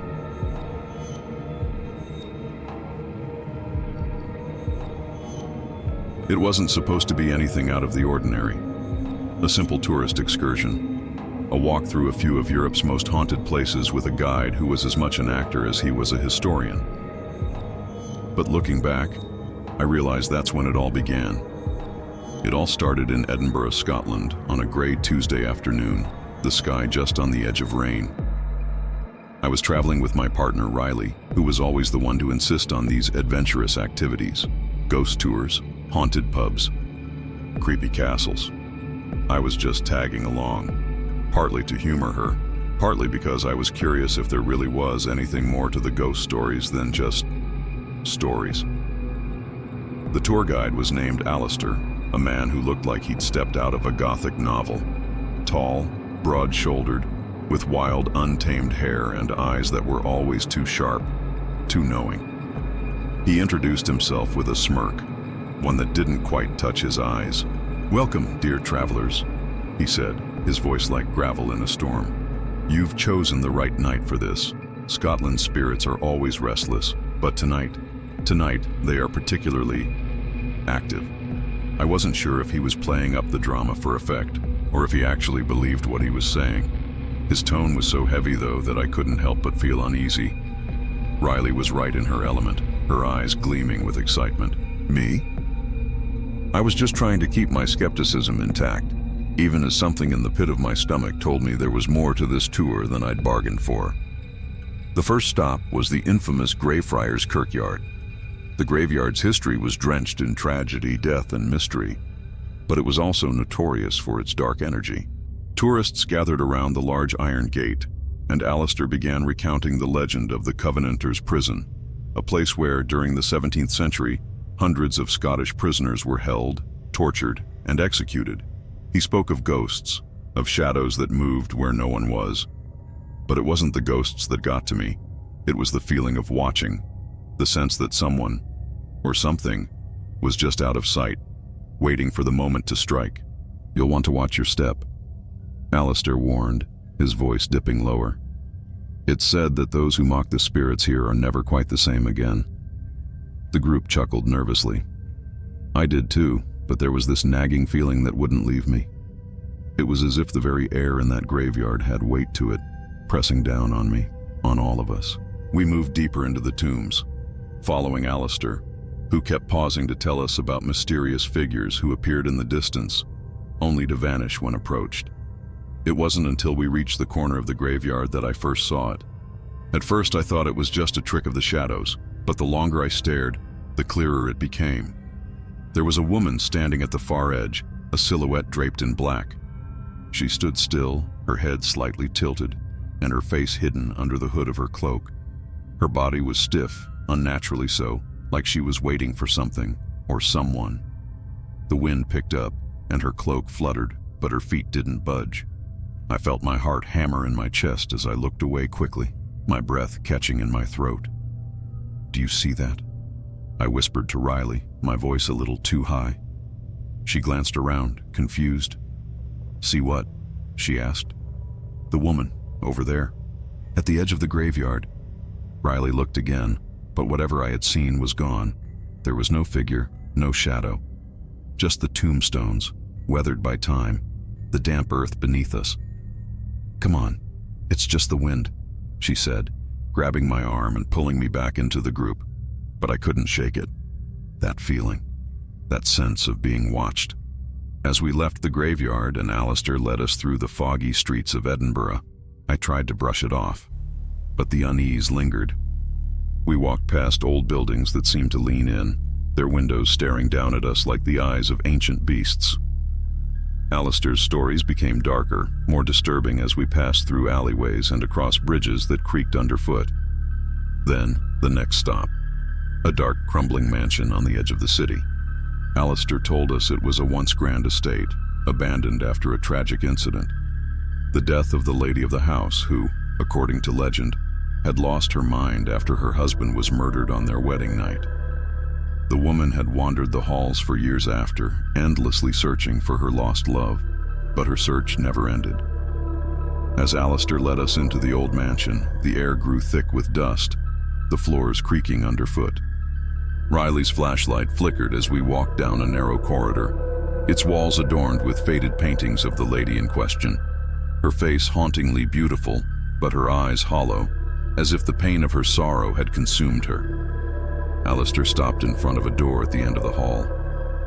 "This is where she was last seen," he whispered, "where her footsteps have been heard, over and over." I stepped forward, my feet heavy. And then, the unmistakable sound, the creak of a door opening, the sound of soft, slow footsteps approaching. My heart slammed against my chest as I spun around, expecting to see someone standing behind us, but no one was there. The footsteps stopped, and then a whisper, a voice so close I felt its cold breath on my neck. "Help me." I spun around again, my mind racing. Riley was frozen next to me, her face pale as she stared at the empty hallway. Alistair seemed almost pleased. He looked at me, his eyes glinting in the dark. "Do you hear her?" he asked softly. The lady of the house, still searching for her lost love. But I didn't want to hear it anymore. The coldness in the air was too much. The presence was too real. My pulse raced, and I could barely breathe as I backed away from the door. Suddenly the air shifted. A shadow darted across the wall, and I heard something, not footsteps, but a low, guttural growl, like something waiting to pounce. My vision blurred. My mind spun. I had to get out of there. Riley grabbed my arm, pulling me back into the light. We stumbled outside, gasping for breath. The fog had thickened, wrapping around the streets like a living thing. The whole city seemed to close in on us. But just before we left, Alistair gave us a final warning. "Some spirits don't let go so easily," he said with a knowing smile. "Be careful when you walk away or the tour might follow you home." We didn't believe him at first, but that night, as I lay in bed, unable to shake the feeling of something lurking just beyond my vision, I heard it, a whisper, so faint it was almost imperceptible. "Help me." I didn't sleep that night, and I'm not sure I've slept right since. There's something following me, a shadow that lingers just at the edge of my vision, always waiting, always watching, and I can't shake the feeling that one day it's going to find me.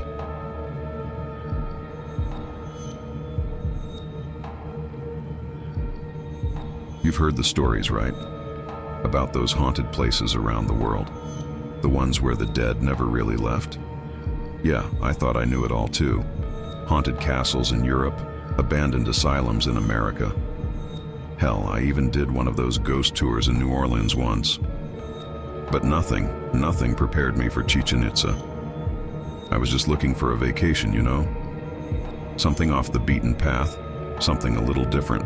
A friend had recommended this touristy day trip to Mexico, a guided tour through the ancient Mayan ruins of Chichen Itza. They said the place was haunted by centuries of bloodshed. It sounded like a good time, right? After all, who doesn't love a little ancient history mixed with some local ghost stories? But what I didn't realize was how much history and death were waiting for me in those stones. It was a blistering hot afternoon when we arrived. The sun hung heavy in the sky like some kind of malevolent eye watching us as we stepped off the bus. The guide, Juan, was already waiting for us, a burly man in his 30s with thick glasses and a smile that didn't quite match his eyes. I'd seen that smile before. It was the smile of someone who knew things you didn't want to know. He wore a weathered cowboy hat, and his shirt was sweat-drenched, his shorts dirty from the hours spent in the heat. But there was something about his presence, something unsettling. As we made our way deeper into the ruins, Juan told us the usual stuff about Chichen Itza's history, the Grand Pyramids, the ball courts where teams played games that ended with human sacrifice. Normal tourist stuff. I nodded along, trying to keep up, but it was hard to concentrate with the air feeling like it was choking me. That's when he said it. "Some say the souls of the sacrificed still haunt these grounds," he said, his voice lowering, as if he didn't want anyone else to overhear him.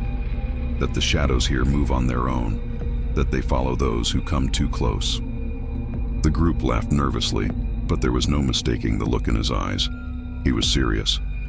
At first, I didn't buy it. You know how it is. There's always some local legend or ghost story wherever you go. But as we walked through the ancient ruins, something didn't feel right. It was more than just the heat or the exhaustion of walking through centuries-old ruins. It was the stillness. The place had this eerie, suffocating silence. No birds, no animals, nothing. Just the wind brushing against the stone and the occasional rustle of a tourist's feet on gravel. I tried to shake it off. Told myself it was just my imagination. But then, things started to happen. I was standing near the pyramid of Kukulkan, the giant step pyramid at the heart of Chichen Itza, when I felt it, like someone was standing just behind me. I turned, expecting to see another tourist in the group, but there was no one, just the broken stones of the pyramid and the endless stretch of land. But then I saw it. A shadow, thin, almost translucent, slithered across the stone floor at the base of the pyramid. It was quick, like a shadow trying to escape the sun, but it wasn't quite natural. The kind of shadow you'd see in a dark alley at 3 a.m., just before something jumps out at you. I froze. I couldn't move. I wanted to yell, to ask Juan if he saw it, but the words wouldn't come. Juan, noticing I'd stopped, turned back to me. "You see it, don't you?" he asked, his voice soft, almost like he already knew what I was thinking. I nodded, unsure of what I was feeling. The hairs on the back of my neck were standing up. What was that?" Juan looked at me seriously. "The shadow of the priestess," he said, his eyes narrowing. "She waits for the next sacrifice." And just like that, The group moved on, laughing and joking, oblivious to the fear creeping up my spine. But I couldn't shake the feeling. The place felt alive, like something was watching us from the crumbling stone walls, something ancient and angry. We continued our tour, but the further we went, the more I started to feel like I was losing my mind. Every corner I turned, I thought I saw a movement out of the corner of my eye. A shadow darting from behind a column, a figure flickering just beyond my line of sight. And the whispers.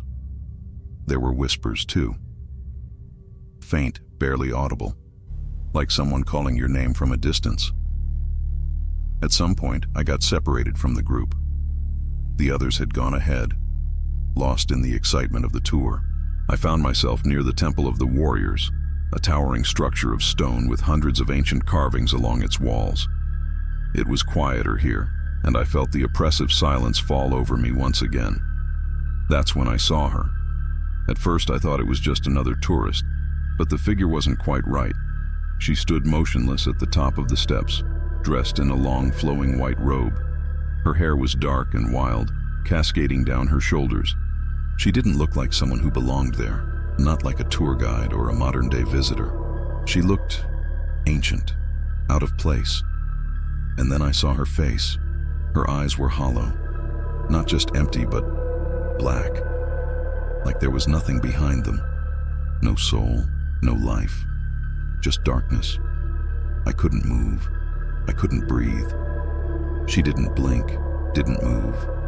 She just stood there, staring at me. And the longer I stared back, the more I felt myself drowning in those eyes. It was as if the world around me was disappearing, leaving only her. The air thickened, my chest tightened, and for a moment, I thought I might suffocate right there. I took a step back, then another, and another, until I found myself stumbling, my feet dragging me away from her. But she didn't move. She didn't have to. I could still feel her eyes on me, boring into my skull, even as I ran. I don't know how long I ran, but eventually I found myself back with the group, gasping for air, heart pounding. Juan was looking at me with that same knowing expression, as if he'd been expecting me. "Did you see her?" he asked quietly, his voice barely a whisper. I nodded, too scared to speak. Juan's eyes flickered to the rest of the group, who were completely oblivious. "Good," he said, his voice taking on a strange, cold tone. "Then you know what comes next." And just like that, the group moved on, laughing and chatting as if nothing had happened. But I couldn't shake the feeling that something had followed me, something with me. The rest of the tour was a blur. I didn't care about the ancient ruins anymore, or the history. All I cared about was getting the hell out of there. But that night, back at the hotel, I couldn't sleep. I kept seeing those black eyes in the dark, kept hearing the whispers, just out of reach. And now, every time I close my eyes, I feel that same shadow watching me, waiting. If you ever find yourself in Chichen Itza, be careful. There's something there, something ancient, something hungry. And if you see her, don't look into her eyes, because once you do, it's already too late.